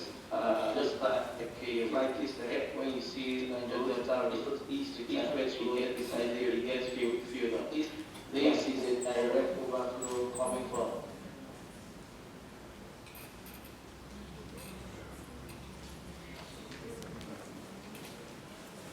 First thing, it's, like Oga said, is we all know the Nigerian problem. You know, it's a classic problem. It's unfortunate when you have a lot of, what I say, sugar cane, and you are going to beg someone to loan you money for to import certain sugar. I think that's the classic problem in Nigeria. Now, like I said earlier, we are a natural gas country. We are not even an oil country. We have abundant gas. Now, what is the problem? The problem is all of us here, including me, including you. That's most of us. I think the one time we decided to engage in politics this was the first time most of us were politically aware and willing to go out there to vote. Now, our leaders know what to do. Let's not delude ourselves about this. They know what to do. We have a lot of policies. We have a lot of framework. Now, when I was doing my master's in Aberdeen, my project, I studied petroleum economics, and my project was on the monetization of the West African gas pipeline. That was my project. It was funny to go back and see that we had a serious roadmap to develop gas. It's written, everything is there. All the pipelines, the AKKs, transnational gas, everything is there for us to be sustainable in the country and also for us to transport to where we have opportunities like Europe. It's all there. It's all beautifully designed. Everything is there. Now, there is nothing new that any of us on this panel will see that is not already written. This is a fact. Now, how do we play a role in ensuring that we bridge that gap? How? It's like events like this. This is an example of, things that we can do. The SPE event that we're having, a lot of us are exchanging knowledge. I'm learning a lot of things here today as well as you are, learning stuff. It's all about awareness. It's all about realizing, what can we all do? Now, firstly, in other parts of the world, you will find out that students, the academia there's a bridge between academia and the industry. You find it out there in Aberdeen. In Aberdeen, in my university, I studied under Professor Kemp, who is the #1 oil economist in the North Sea. Now, they created a company within us, and we're able to design fiscal regimes, that sustains this.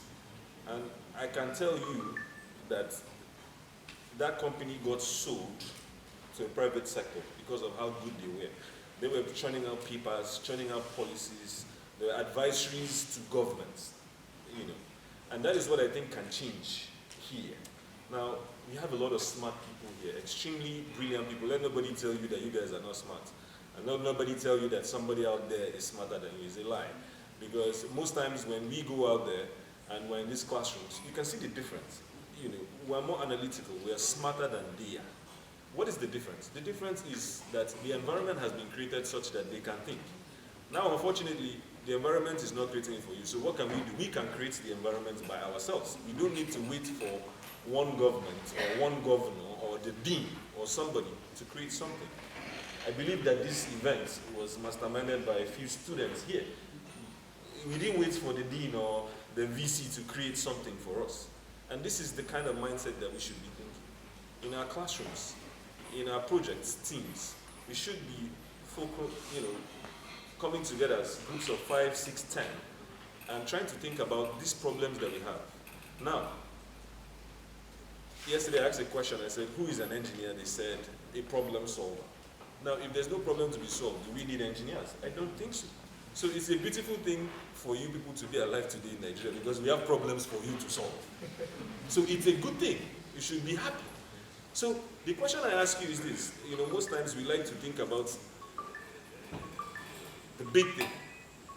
How do we take it to the rural? The real question should be, how do we practice in Uniport?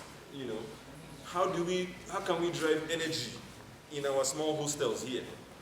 I believe a lot of people are suffering without light, and what are the things that we can do? Yes, there might not be a pipeline here, but maybe we can have a gas cylinder or something. Is anybody here working on a project to see how we can, leverage on gas to do things, to power cars, to power things? Are we doing that? And if we are doing that, let's assume some people are doing that. Are we doing enough to showcase this? Because the best kept secret is the best kept secret. If you are working on something excellent and you're keeping it to yourself, well, you will frame it in your parlor, in your living room. So the question we should ask ourselves is, what are we doing to solve the problems within our small sectors, in our small village, in our small community? A group of engineers here can come together, think about the problems that we're having. How do we move this? The gas is everywhere. We don't need to go and tap yet because you don't have that this. But we can buy gas, we can buy a cylinder, we can buy this, and we can make a small prototype of solutions to different problems. And I believe that if we do that and we write on it and publish them in papers and all that and approach people, investors will come. People will come to you. And then at that point you can be that solution to the problem. Because, like I said, every resource is actually on there. It's unfortunate that our academic institution today allows you, for example, to wait till year 5 to write a dissertation. Now, my first university, we were more of a theoretical university, so I went to the University of Calgary where I studied energy economics. In that university, their dream was to become the #1 research institution, young institution. Now, what did we do? In every class, we had papers. Everybody, your paperwork was 30 to 40% of your mark. So you were always thinking. There was no final year dissertation in my undergraduate. We didn't have a final year one. No, you have been doing it, over and over again. Now, unfortunately, we can't change the system of education here. Unfortunately, we can't do that. But what can we do? You can create groups like this, engineering groups, according to your interests. There are guys that are interested in gas, there are guys that are interested in different things, mechatronics, whatever you call those fancy names. Try to be the engineer that you are supposed to be. Try to solve these problems, because tomorrow you guys will be elected to be, some of you will go into politics. And even if we say you go into politics, like I gave an example yesterday, I had a friend, he ended up becoming an advisor for one of the governors and all that. Yes, but what did he do? He didn't do any different. He did worse. So the question is, like I said yesterday, the fundamental part is two things, integrity and excellence.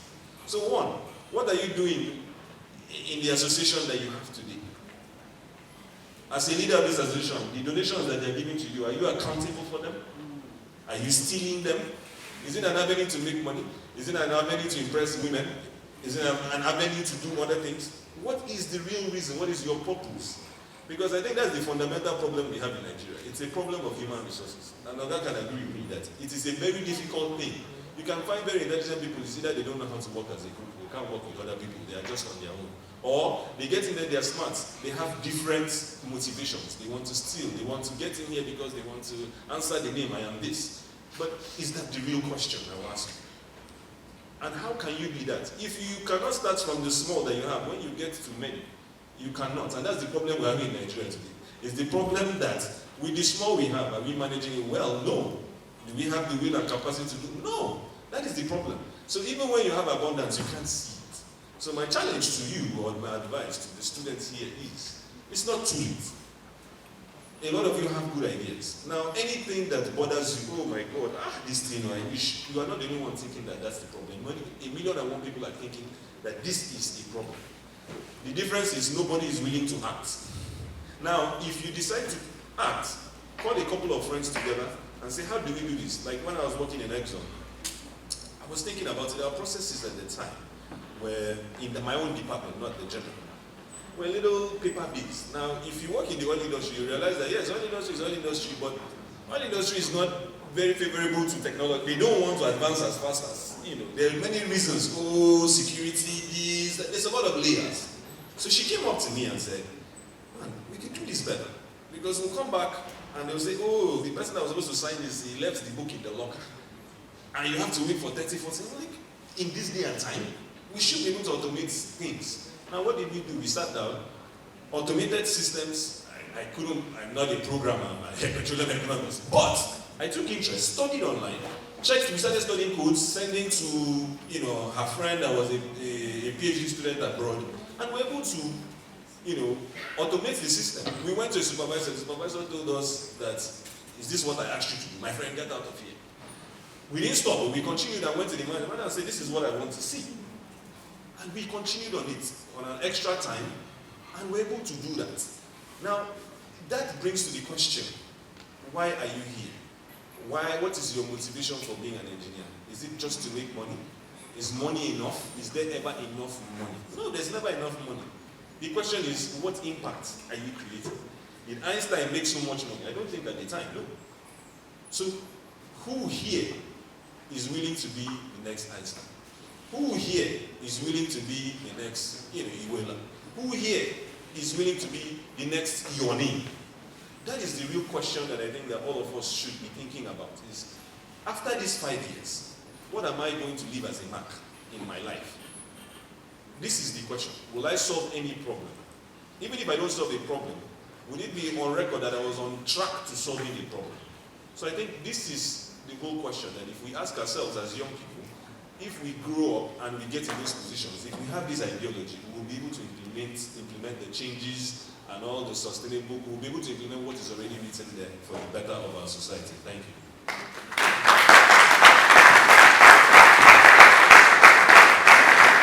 So much for that. Thank you, Mr. Philip. So we've come to the end of the panel session. We still have another panel session, just the first.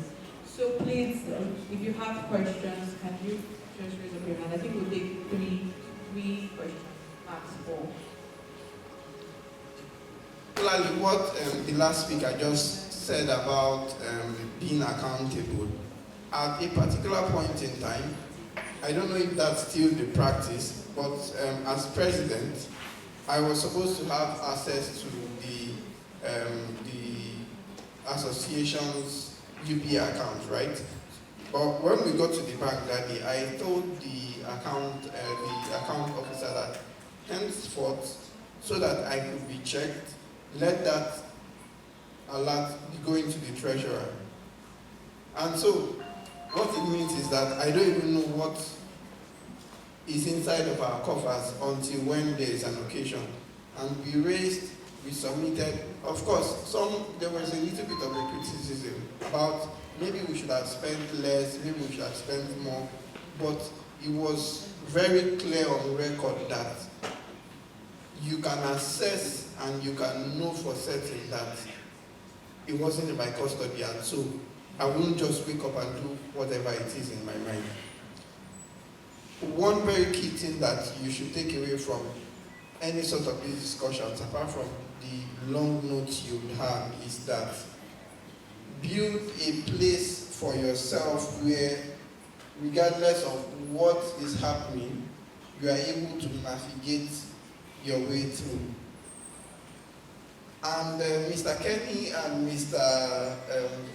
Excel don't actually know that I work with them until now. Yes, they don't know that I actually work with them until now, and I was very excited to see them. But again, you know how very, very small the world is. You have to take a stand, do the right things. I encourage you to have very crazy ideas that you like to implement. If you cannot implement them there, go outside of the world. The world is yours for a taking. Thank you. It's like a homecoming for, his name is Chisimokwe, but we call him Di Maria. Maybe later he'll tell us how that came about. Because I don't know why they call him Di Maria. Okay, so the question, I think somebody had a question. Okay, yeah, just bring it to us.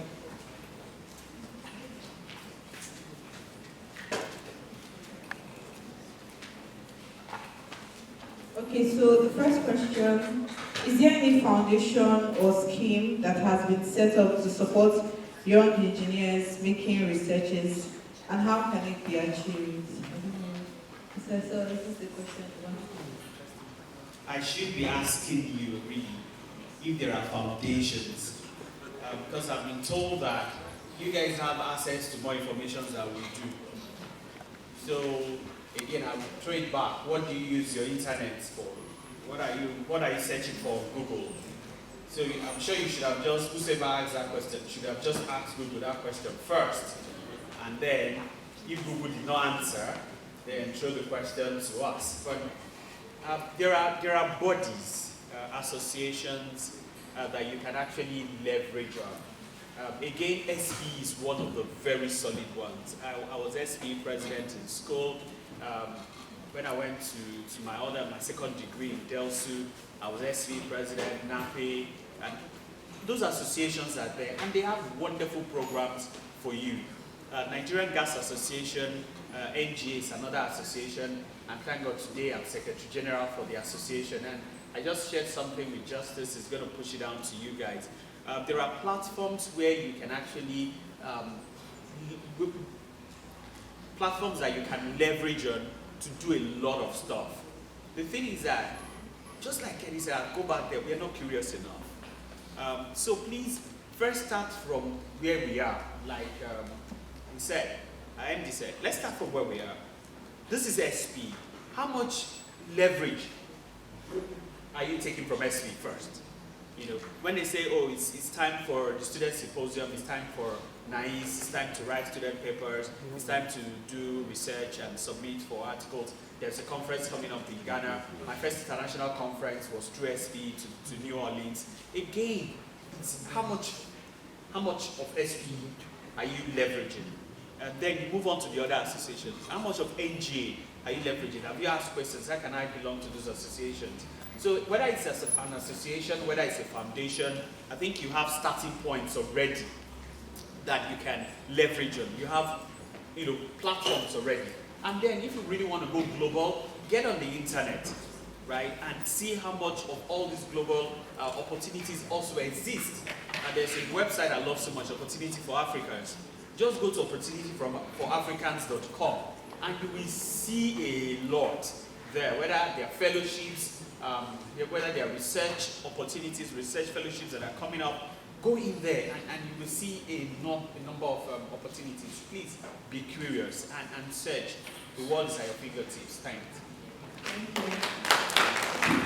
We have a lot of questions, but we might not take all of them because of the time constraint.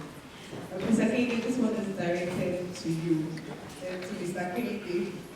So I heard you say that NLNG exploits our natural gas and domesticates it.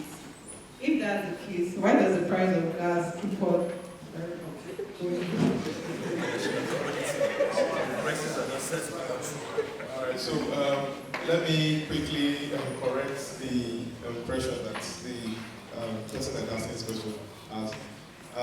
Our LPG, 100% of our LPG is what we are putting back into the domestic market, not LNG. So there are two different products. So the liquefied natural gas and then the liquefied petroleum gas, which is cooking gas. All right, in terms of why the price is going up and down, well, that is beyond the scope of NLA as a company. All right, well, we don't set the prices. All right, we only sell into the market.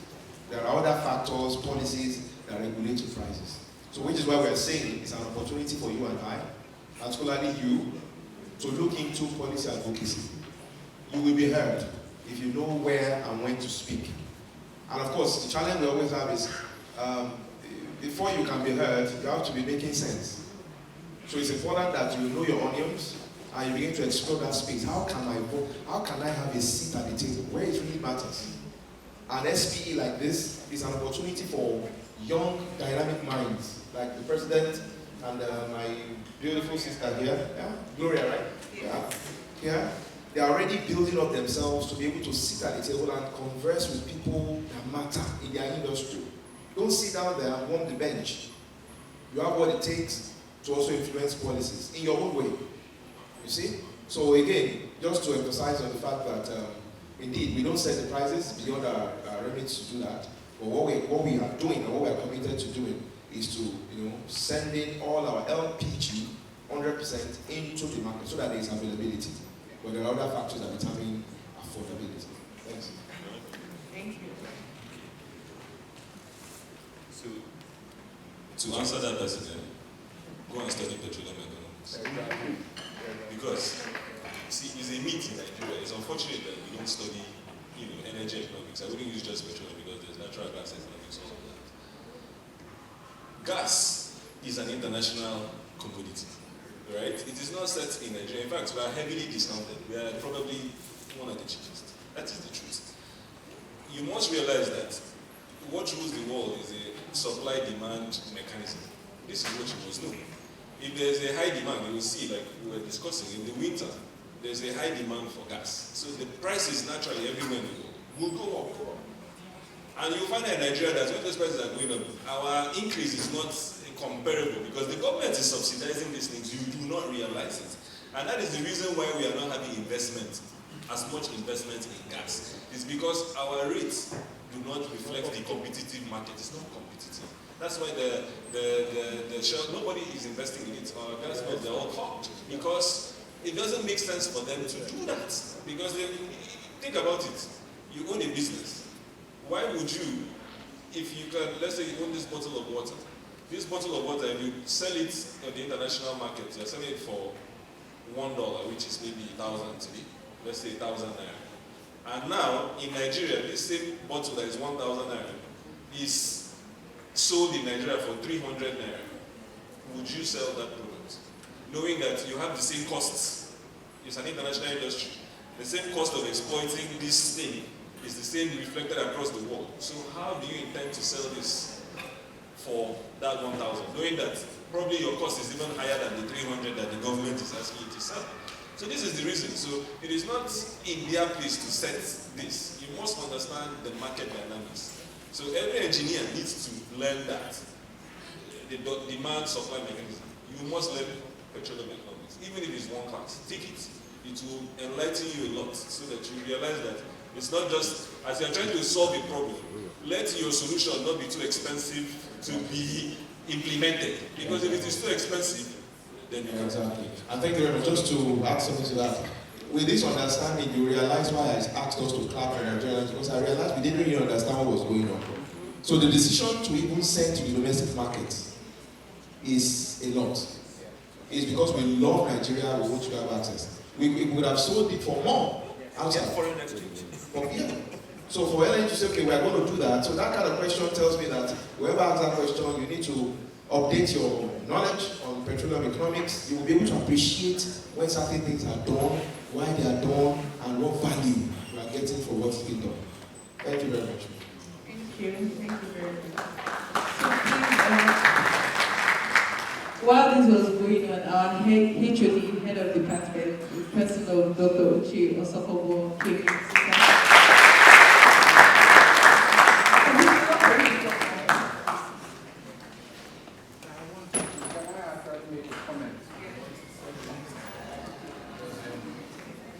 Thank you all. Thank you. I'm really glad to see you. Thank you for leaving whatever thing you are doing your busy schedule to here. Thank you very much. The last person that spoke, which is you, I want to tell you that you're having a combination of both year 1, year 2, year 3, year 4, and year 5 here. And for petroleum economics, we offer it as a course here in final year, first semester. So it's only those people who are in final year that may actually be privileged to have done what we're saying in petroleum economics. And even as an institution in the University of Port Harcourt, we have EEI, a Marine Energy Institute. I was the former assistant director there before I moved down as HOD. We have energy economics, we have petroleum economics, all are masters and PhD level. So we're already doing that. But most of them are year 1, most of them are year 2, most of them are year 3, most of them might be year 4. So that is actually the knowledge gap you are seeing from them. Please, pardon them. Thank you very much. Dangerous than CO2. Why is it not taken into account of being discussed as CO2? If methane is more dangerous than CO2, why is it not taken into account or being discussed as CO2, as much as CO2 is being discussed? All right. Exploit, produce methane, just to put it in the atmosphere, right? So we bring out methane as part of petroleum or hydrocarbon to use it for a purpose, okay? So you use it, you burn it to generate energy. So whether you're burning it in your gas turbine to generate power, or whether you're burning it in your, as a heat source for reboilers to generate steam, to power a generator, or whether you're using it to power an engine, right? By the time you use it, the byproduct then becomes CO2 and water. Water is harmless, isn't it? It's the CO2 that is a problem. So we don't speak so much about methane as a problem because when we deliberately go out to get methane from the ground as part of petroleum exploration, we are going to get it for a purpose. But is that intent, whatever that purpose is a byproduct that is the issue. We do have fugitive emissions, right? Where you go explore for methane or for hydrocarbons. One, maybe you don't know what to do with the methane, like what we used to do before, or even still now, where you don't have anything to do.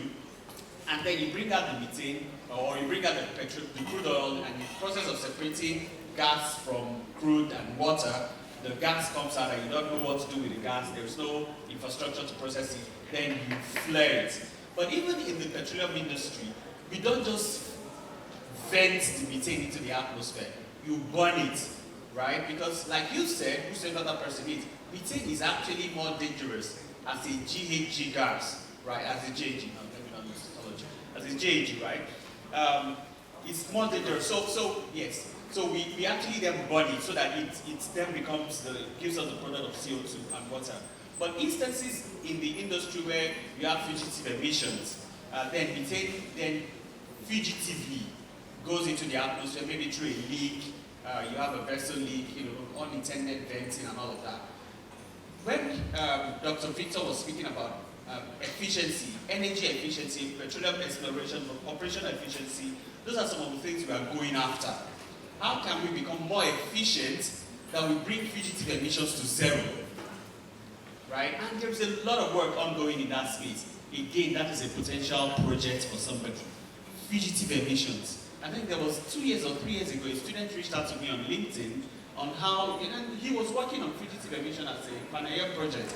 Reached out to me and we did a fantastic job together because at that point I was in operations and we had some data and I was able to help with that. Fantastic. There are works that are ongoing in the space of fugitive emissions to make sure that the dangerous methane don't just go into the atmosphere, but there are ways, there are things that the industry is doing to bring about operational efficiency to reduce those fugitive emissions to zero. Okay? Thanks. Okay, so we have another question here. Looking at everything that's been said with regards to transitioning from the use of large carbon-emitting fuel to CNG, how can the problem of carbon emissions due to illegal bunkering and burning of fossil fuel and emissions due to vehicles, are all these carbons being emitted recyclable, and how? Are all these carbons being emitted, can it be recycled, and how? So I think it's 3 questions in one. Thank you.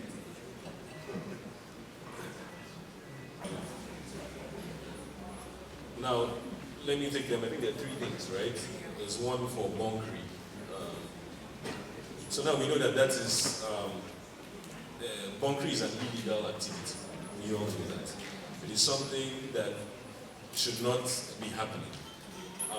It is not a legal activity. So as such, the government cannot legally, would I say, as it is right now, put a framework to, would I say, capture the emission, because it's being done illegally without government this. And that is why there are actual refineries that have all the mechanism and everything in place to be able to,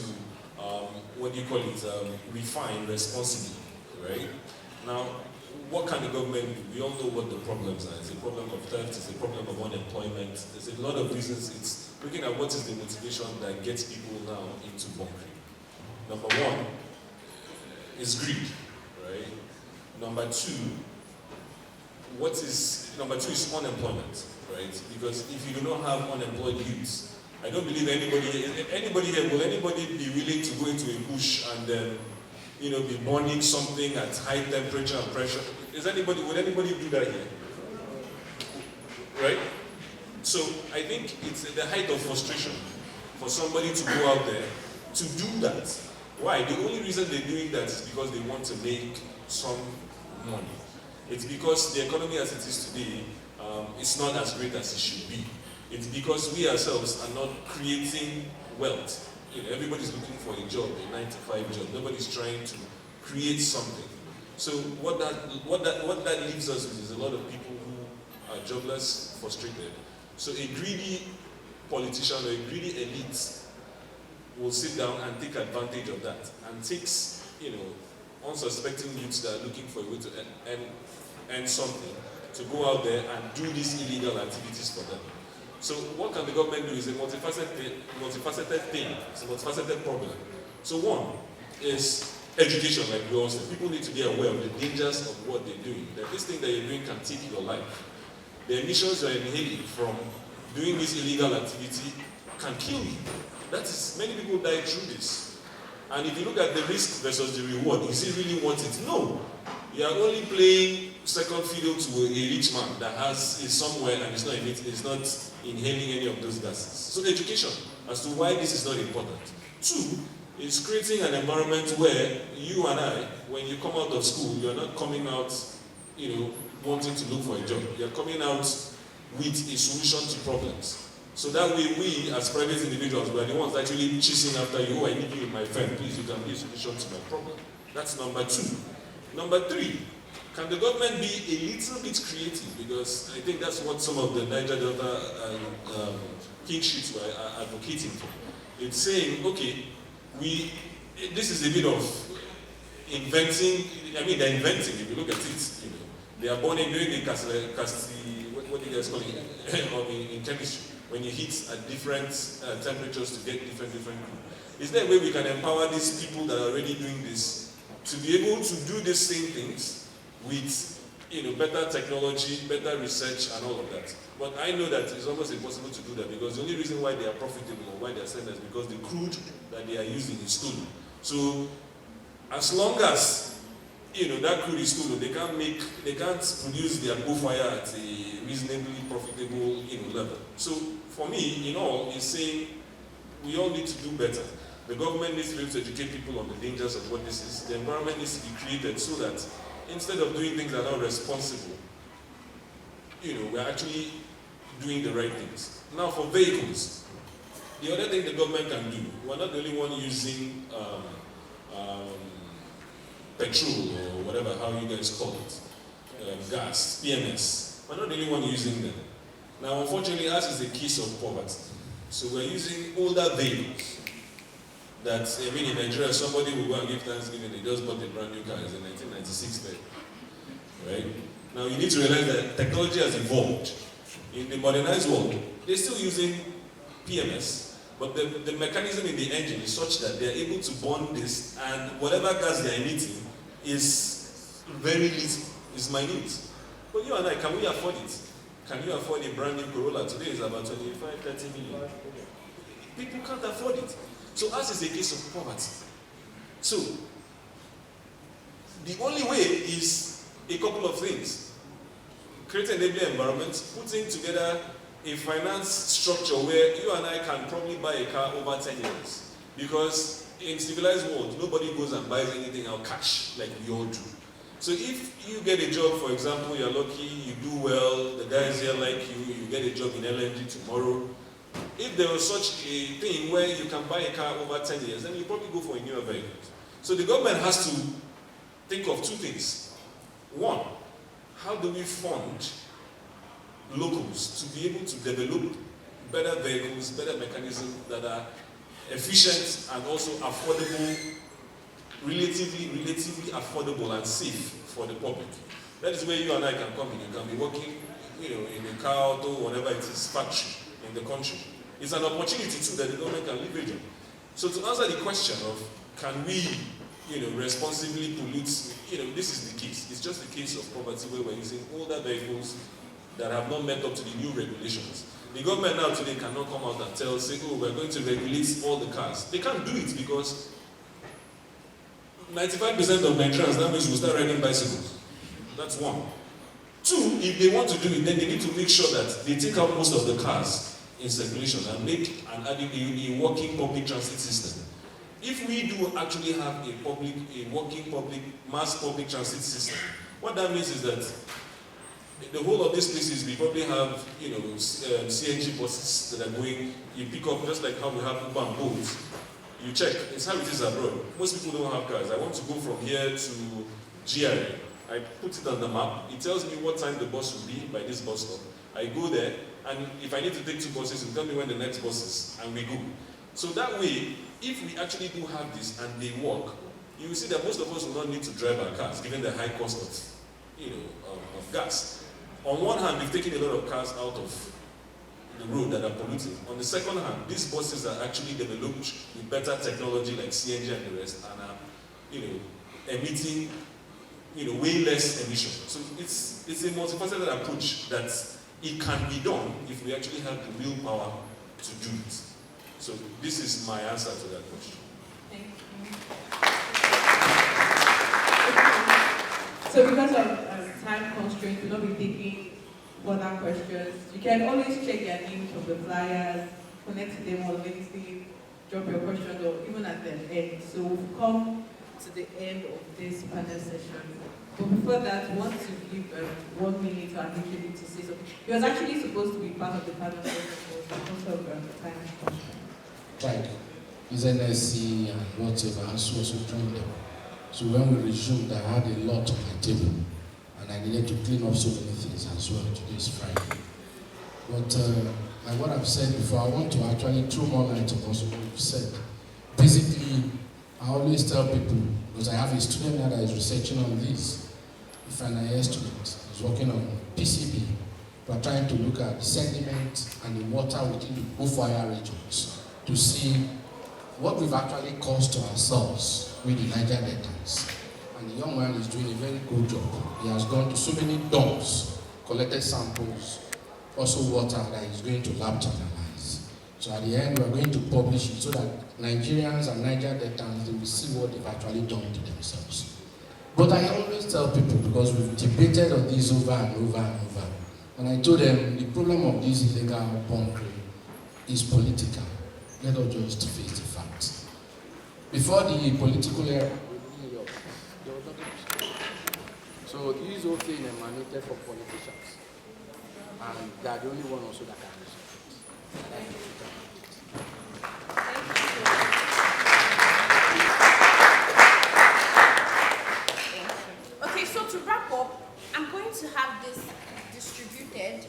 as they're giving it to you, don't worry, your food is coming. Because I've told them if there's no food and Capri Sun, I will go home. So they're going to share food and Capri Sun. But before they do that, can I have somebody help me share this about? So let me come down so that everybody can hear me. Don't wait for anybody, just start answering very quickly. Please write your name, your first name and your surname.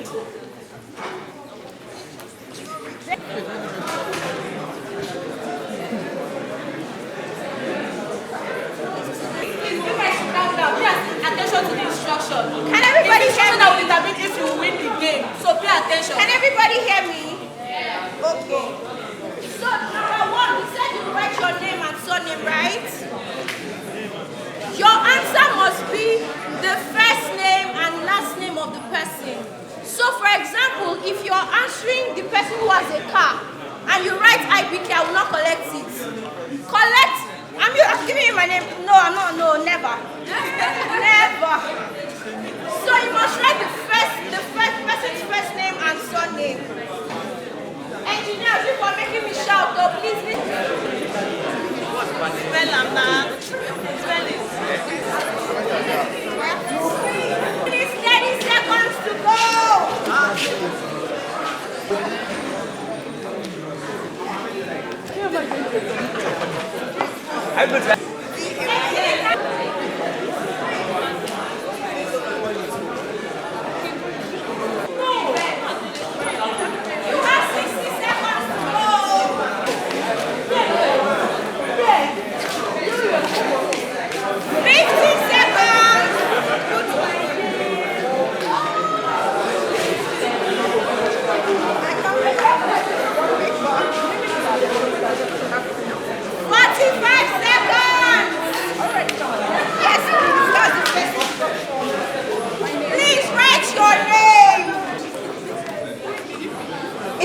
Person coming?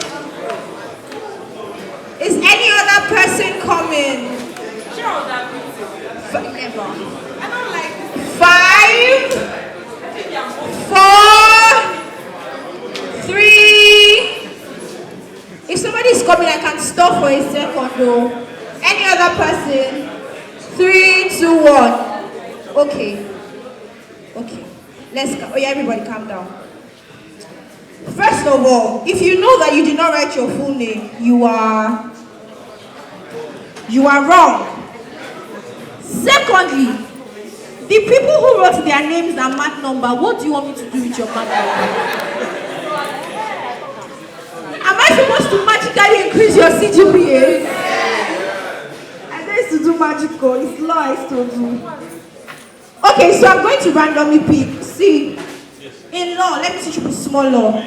There is a maxim, and it says that he who comes to equity must come with clean hands. What did I say? He who comes to equity must come with clean hands. So that you will not judge me as being biased. I am. So you will not say I found husband, and I'll make sure that he's the one that won. So let's randomly. Okay, this is Valentine Omena. Did I get your name correctly? Is the person here, Valentine? Did I get your name correctly? Why are you so far away, sir? The host of 2022 AESE, his answer is SPE UNIPORT chapter. Is he correct? Yes. Because last I checked, it's me that was here last year. Please, somebody should come out with song for me. It's like I'll go home with my money. Okay, this is Purple Victory. I cannot see the last name, I'm sorry. A student member who has attended STSE, Gloria Madu Abuchi. Gloria, did you attend STSE? Where is she? She did not attend. How did you know? Can somebody please get Gloria so that we'll be sure that she did not? She did not attend. She did not attend. It's like you would not pray for instead feeling this thing. The next person is Ola Soji. I'm sure I got your name correctly. A student member who has attended, I would assume this is NAICE twice. Nice twice, okay. Sounds like chicken. Never mind. Justice Igwe. Where is he? He has attended twice. Have you attended twice? Nice. Justice, yes or no? Yes, okay. A student member who corrects, let's end it wrong. Why?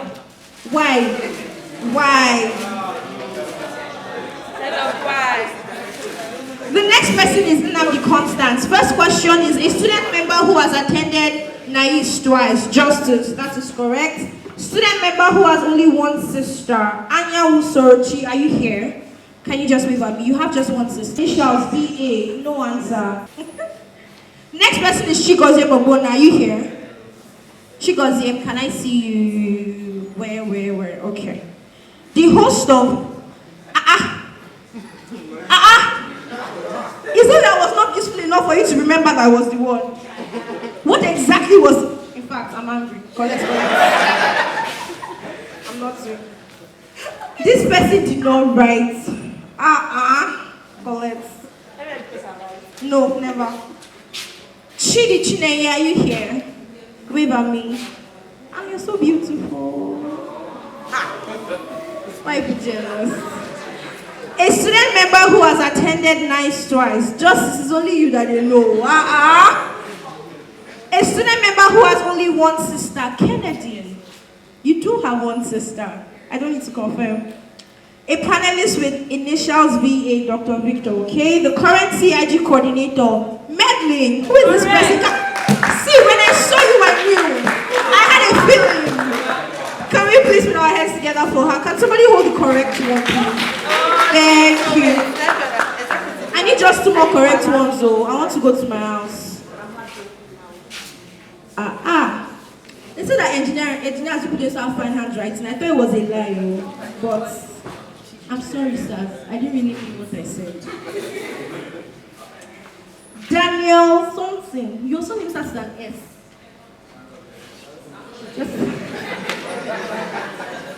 I am so sorry, I can't say it. Student member who has attended NAIS twice, Justice again. A student member who has only one sister, you put yourself. Disqualified! Disqualified! The idea is for you to network, to ask another person. Should we take him or should we remove him?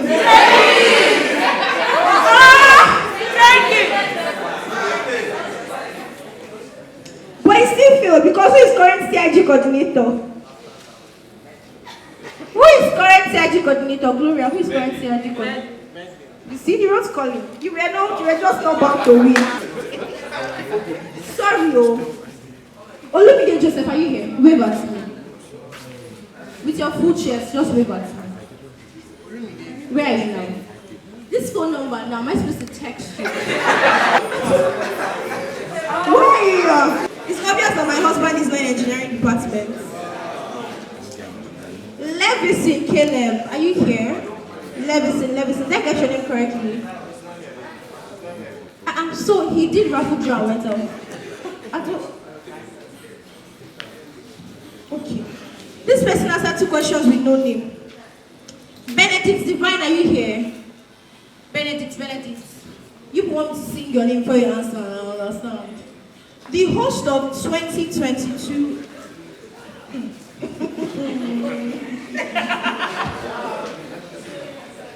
So let me quickly say this, because it may sound funny, but I think that there are a lot of things that we're not aware of, quote unquote. When somebody hosts an event, 2 things. A body can host an event. So for example, SPE UNIPORT chapter is hosting this event. Yes or yes? Yes. Good. However, the person, this very beautiful girl that left her house and wig and gown to come and do this talk, is also, maybe the word isn't host, maybe we should use anchoring, maybe she's acting as a compare. So I don't know if I should excuse this question because your organizers, I don't know, it's fine now. It's okay, you shall know it's you. Your shall pay for chocolates and maybe data. Is that fine? Okay. Please put your hands together for yourself. Okay, it's time for pictures, so I think I'm going to allow them to coordinate the pictures. Okay, and to invite, can we please have the speakers come forward? Just that, please now. Can we have the escorts join them?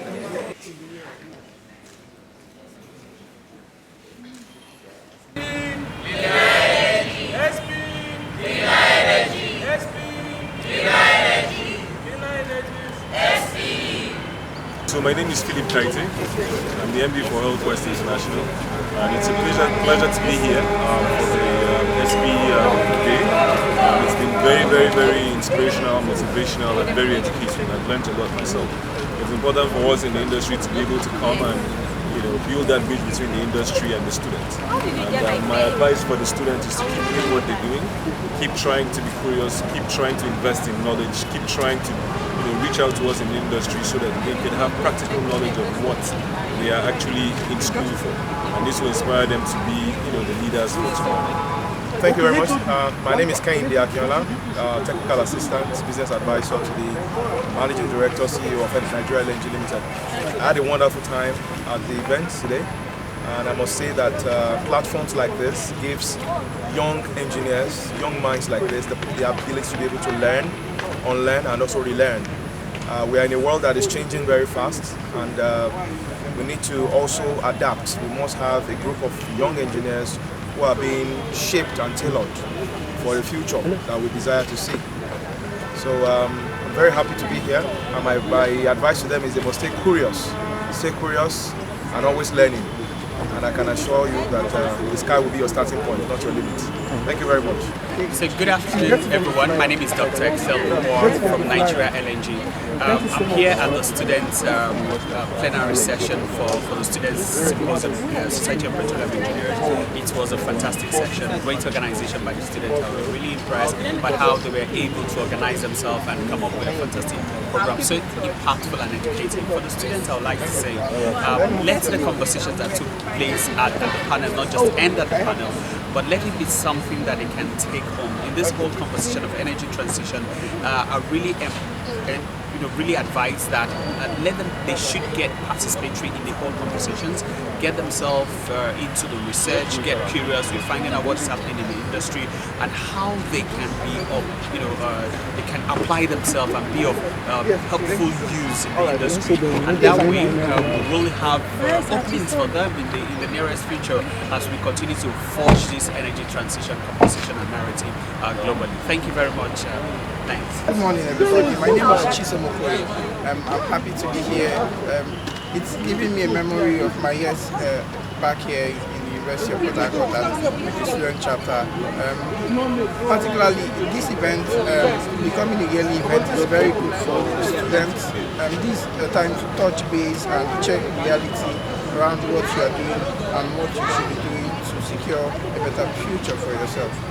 For me, the three key advice I would give is stay open to collaborating with people, become very conscious of learning and relearning, and finally, reach out and always reach out to people and be with the circles of people where you can grow in the community, regardless of whatever key skills you have.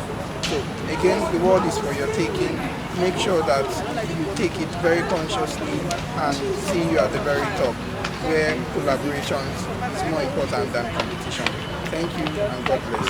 Hello guys, my name is Gloria Madabuchi. I'm the former technical director of SPE. Today we have the annual Energy Symposium and Exhibition, which is an annual event that we do to talk about current issues in the oil and gas. This one particularly was talking about sustainability, so scaling up and sustainability, how to make sure that what the industry is doing now, how students can come in to play a role in the energy trend that is moving.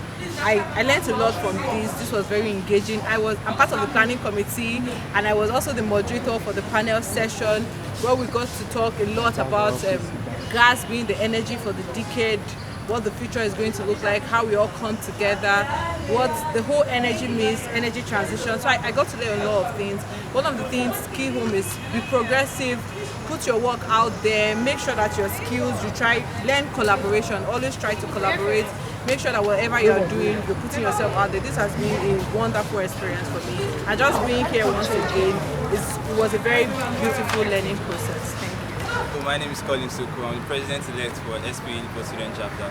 So today we had an event, the annual Energy Symposium and Exhibition. The essence of this event is actually to showcase ongoing trends globally and then bring it locally, and how we as students can contribute to global change. So for this year, the theme was empowering Africa's energy future, the role of students in ensuring sustainability and innovation. So as students, we often have this bias that we are just students, we cannot do anything. But from today, from the session we've had, we understand that even as students, we can contribute to the discourse of energy transition. And then one key aspect I learned about today was that we need to stop seeing natural gas as a transition fuel, rather as a destination fuel, and how we can contribute to sustainable efforts to ensure this transition and finally to our cleaner energy destination. Thank you very much. However, should I stop? No. However, there is something called the VAP Act, Violence Against Persons Act. Now, under this act, men can be raped with the use of dildos, strap-ons. It is in the law. Hold on.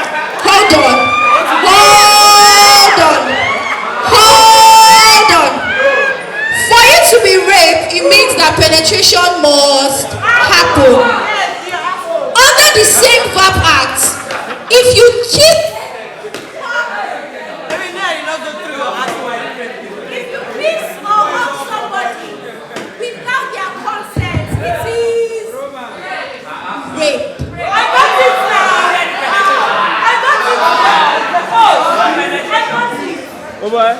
you should get it.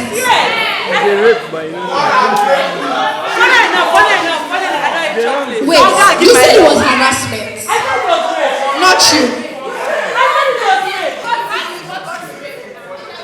She said rape.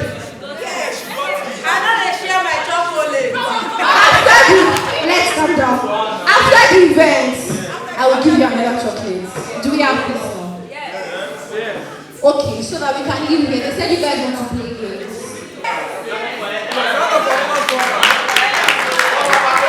Please, we don't agree that she should come to engineering, Abi. She should come to here to petroleum.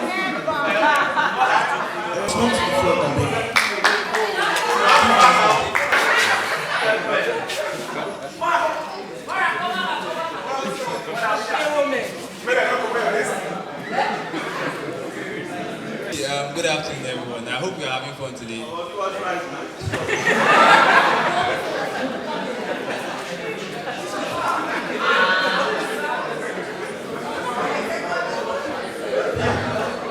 Okay. No wahala. Food is on the way. Food is available actually. We'll soon be done.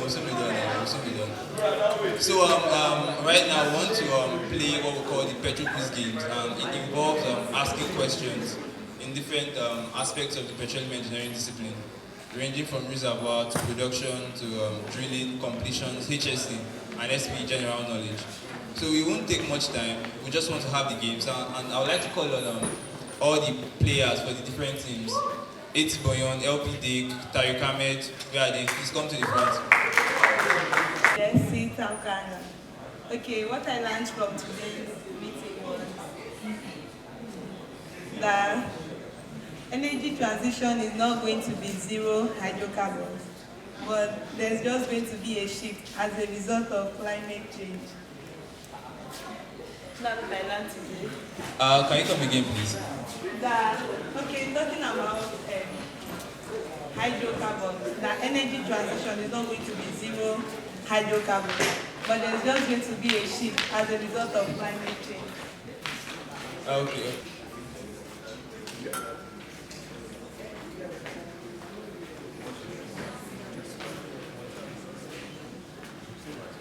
Let's clap for them. Okay, AESE Boyon. Okay, let's clap for them, please. LP Dick. Okay, let's clap for them, please. Clap for them. Tariq Ahmed. Okay, so I would like to call on the quiz master in the person of Nathan Owolabi. Please let's clap for him as he comes to the stage, please. Clapping now, please. Let's continue clapping.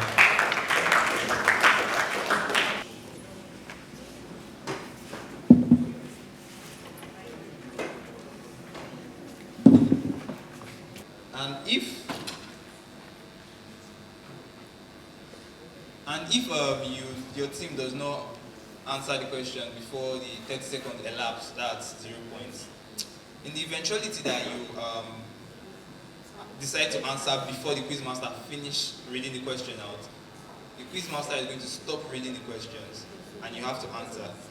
If you answer wrongly, that's a negative 2 points. If you answer correctly, you get your normal 5 points. And bonus questions attract 2 points. Bonus questions, 2 points. Normal marks, 5 points. Answering wrongly when the quizmaster has not finished asking the question, -2. Not answering at all, 0 points. So when the quizmaster reads the question, all 4 teams, okay, we are going to play 2 versus 2. Like two teams will play against each other and the other 2 teams will play against each other. So the 2 teams that are playing currently will have the opportunity to answer the question. Whoever answers first receives the point. It's not going to be like team A, this is your question, team B, this is your question. One question is read and both teams have to answer. Whoever answers first will now decide if the answer is correct or wrong. If it's correct, 5 points. If it's wrong, negative 2 points. So if it's wrong, 0. The only instance where you get negative 2 points is when team A decides to answer a question before the quizmaster has not finishes reading it and he answers wrongly. Then team B now can decide to answer that question and get their bonus points. Okay? I hope you understand the instructions. Do we understand? Okay, so for now we'll be having LP Dick against Tariq Ahmed. Please can you signify LP Dick? The other 2 teams, can you please take their places? Let them come to the middle room. Hello everyone. SPE. What's the question, please?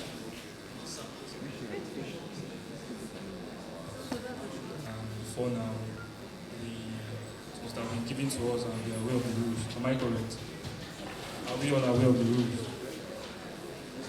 I'm talking to those of us playing now. Are we aware of the rules? So the match is between, what team is this? LP Drake, Tariq Ahmed, and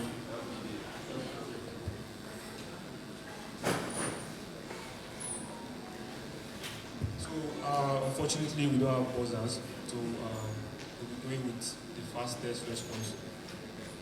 Are we cool with that? Am I seeing 3 people and 4 people? It's 4 against 3. You guys are not complete. Okay. So for the first round, we'll start with. For the first round, we have reservoir, geology, maths, and HSE. So for all the calculation question, you have 20 seconds. And for non-calculation question, you have 10 seconds to answer. And like you said, the correct answer attracts 5 points. Incorrect answer attracts -2 points. So if you're rushing to answer, make sure that your answer is correct so you don't get a negative mark. So to start with geology.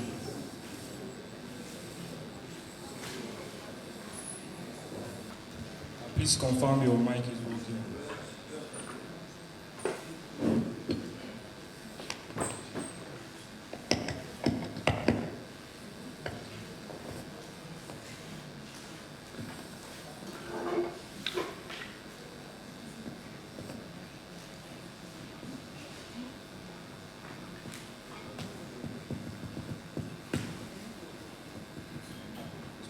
Geology. 6 questions for this round.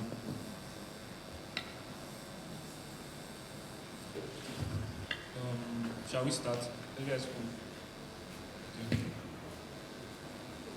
The map that shows the lateral or horizontal duration of a rock type in a given formation is called?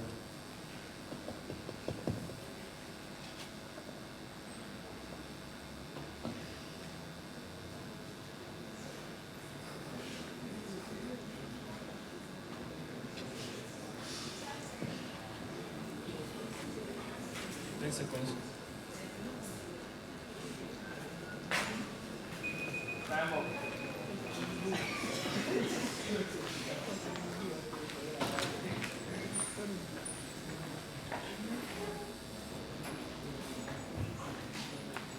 Next question.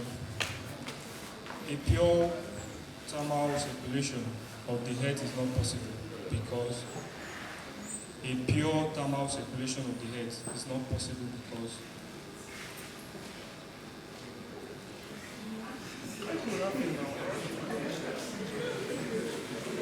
audience please, audience please. Please, one house, I beg.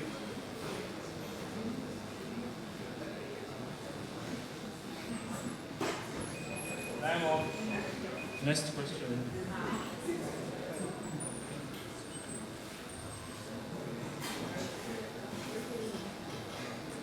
The geologic time unit corresponding to the time that a system was deposited is known as. The geologic time unit corresponding to the time that a system was deposited is known as. Time up.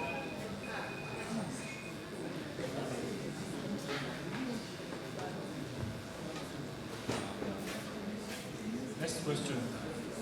Warm air overtaken by cold air results to dash. Warm air overtaken by cold air results to dash.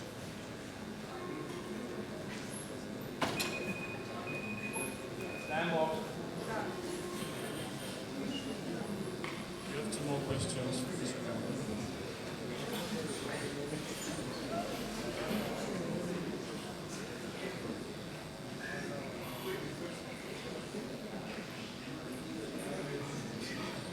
The idea that fossil contents will change upwards within a formation is covered by which principle?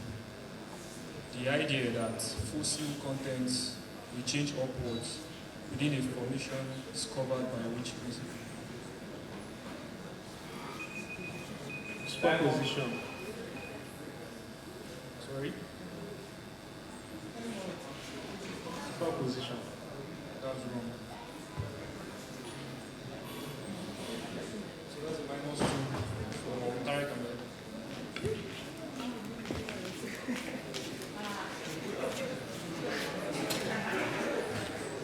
Alright, that will be all for theology.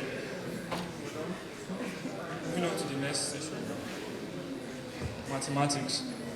Remember, in mathematics, a calculation question, you have 20 seconds.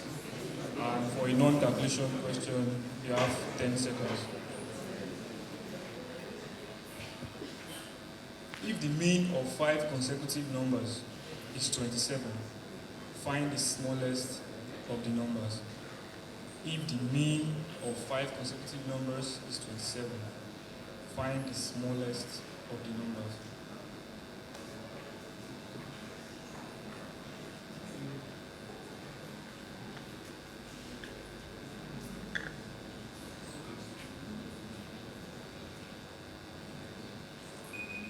Time up.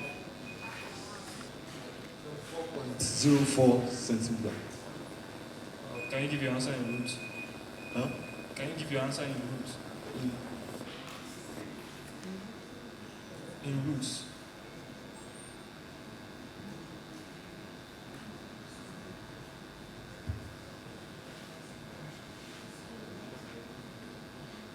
That's 578. Square root of 578. Just a minute.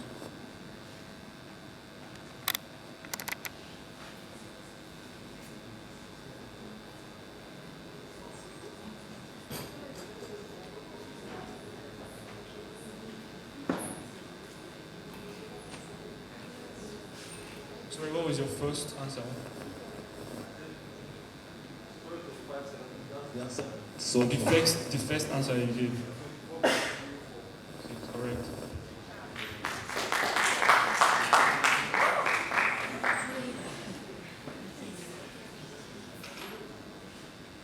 Next question. A bookseller sells maths and English books. If 46 customers buy maths book and 38 customers buy English books and 14 customers buy both books, how many customers has he altogether? A bookseller sells maths and English books. If 46 customers buy maths book and 38 customers buy English books and 14 customers buy both books, how many customers does he have altogether?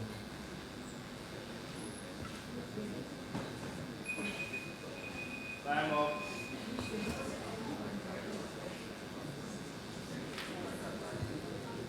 Next question. The sum of the ages of Ade and Charles is 81 years. After sharing a certain sum of money in the ratio of their ages, Ade gets 10,000 naira and Charles gets 30,000 naira. How old is Charles in years and months? How old is Charles in years and months? The sum of the ages of Ade and Charles is 81 years.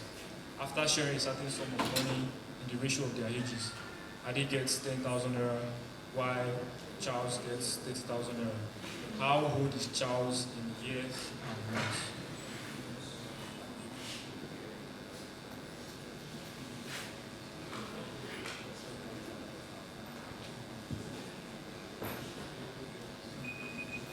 Time up.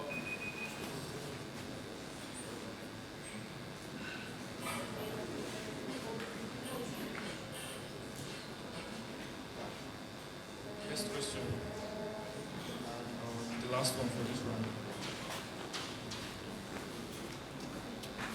The population of a community increases by an average of 3% yearly from 2014 to 2017.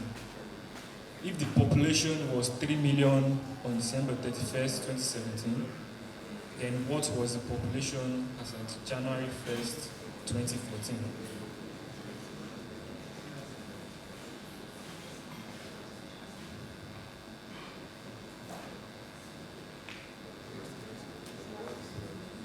The population of a community increases by an average of 3% yearly from 2014 to 2017.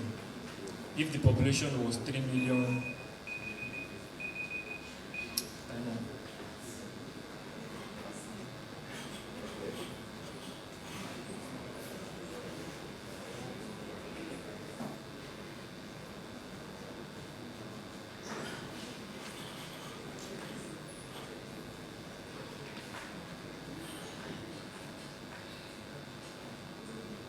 Moving to next segment, and that's reservoir engineering.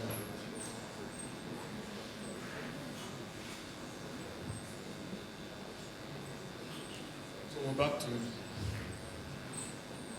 reservoir engineering. If the reservoir temperature is near the critical temperature, the hydrocarbon mixture is classified as what? If the reservoir temperature is near the critical temperature, the hydrocarbon mixture is classified as what? Time up. No, that's wrong.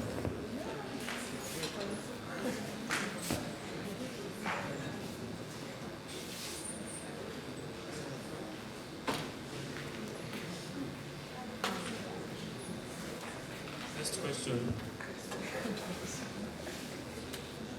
The reservoir fluid has formation volume factor of 1.2417 at reservoir pressure above bubble point pressure.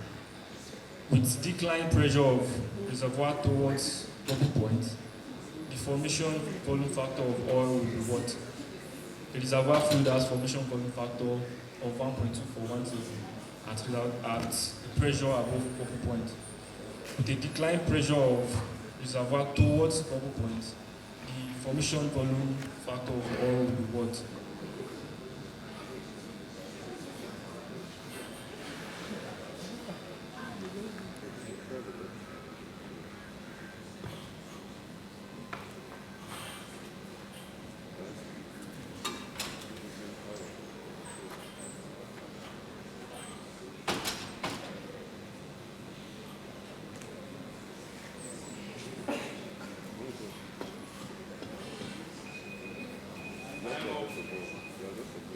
Next question.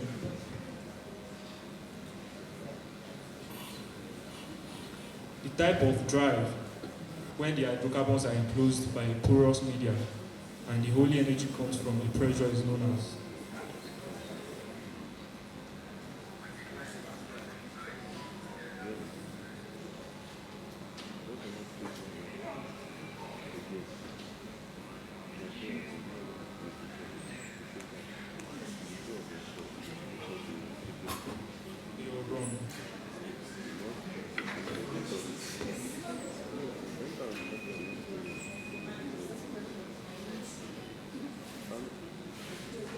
Last question for reservoir.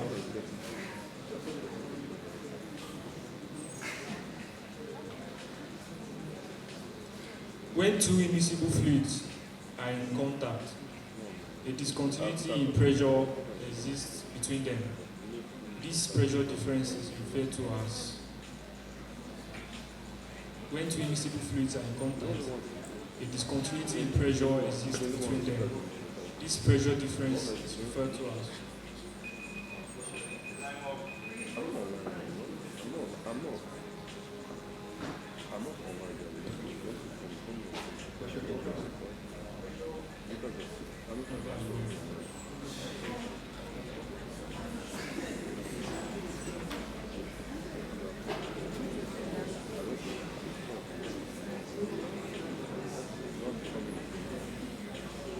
Okay, we're moving to the last part for this match, and that's the HSE. The rules remains the same.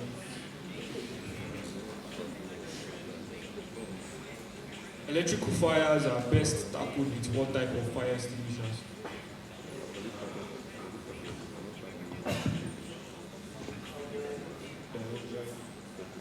CO2. Speak up, please. CO2. That's correct.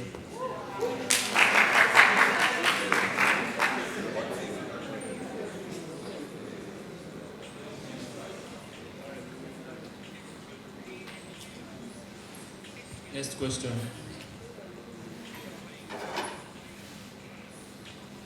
The acronym BOSIT stands for.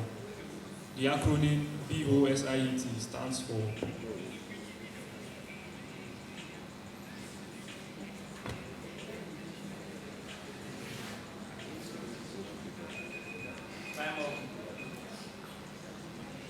Next question. In firefighting, the acronym PASS, P-A-S-S, means what? In firefighting, the acronym PASS means what?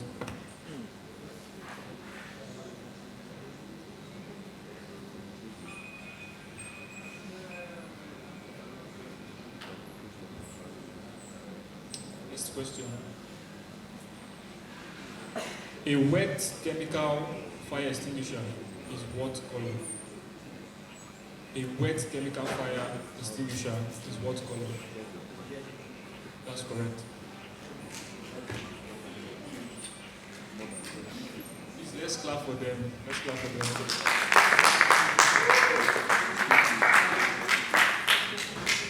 All right, last question for this round and for this match. What colors are fire exit signs? Red. What colors are fire exit signs? Red. What team is that? That's wrong. Red and white.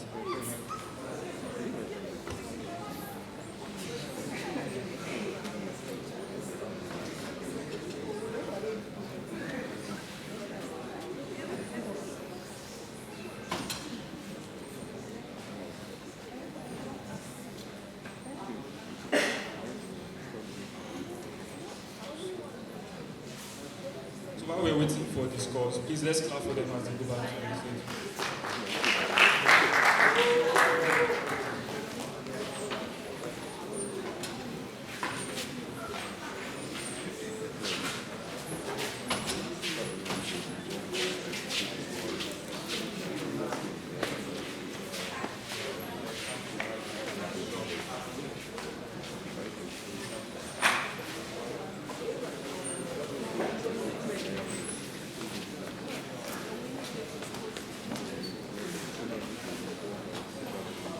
Next team should come up, please.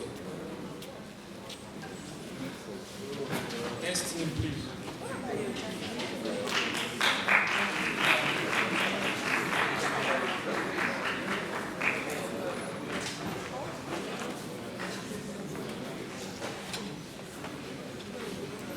So at the end of this round, we have Tarek Ahmed with a negative 3 points. Let's clap for them. And LP Drake won the round with 8 points. Let's clap for them.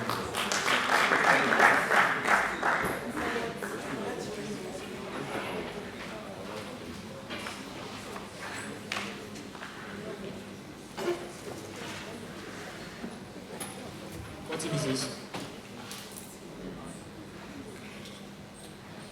It's in Yoga.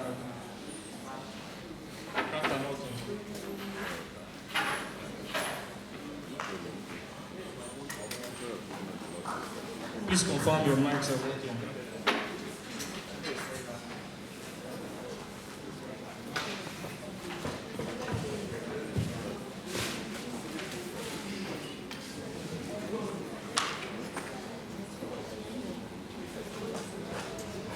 Are the mics working? Okay.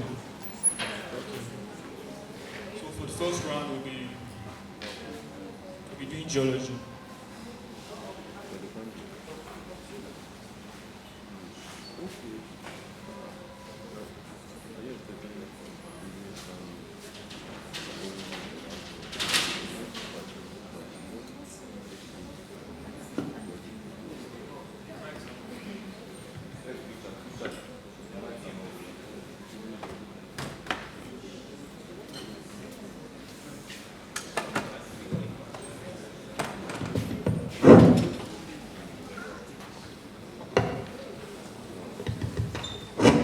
Mic check.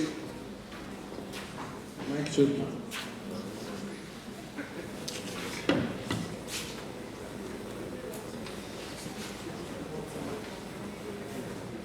We're starting with geology. 5 questions. A low population density means large expanse of what?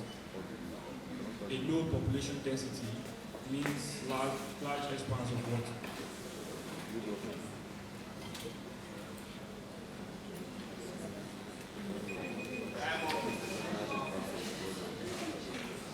Next question.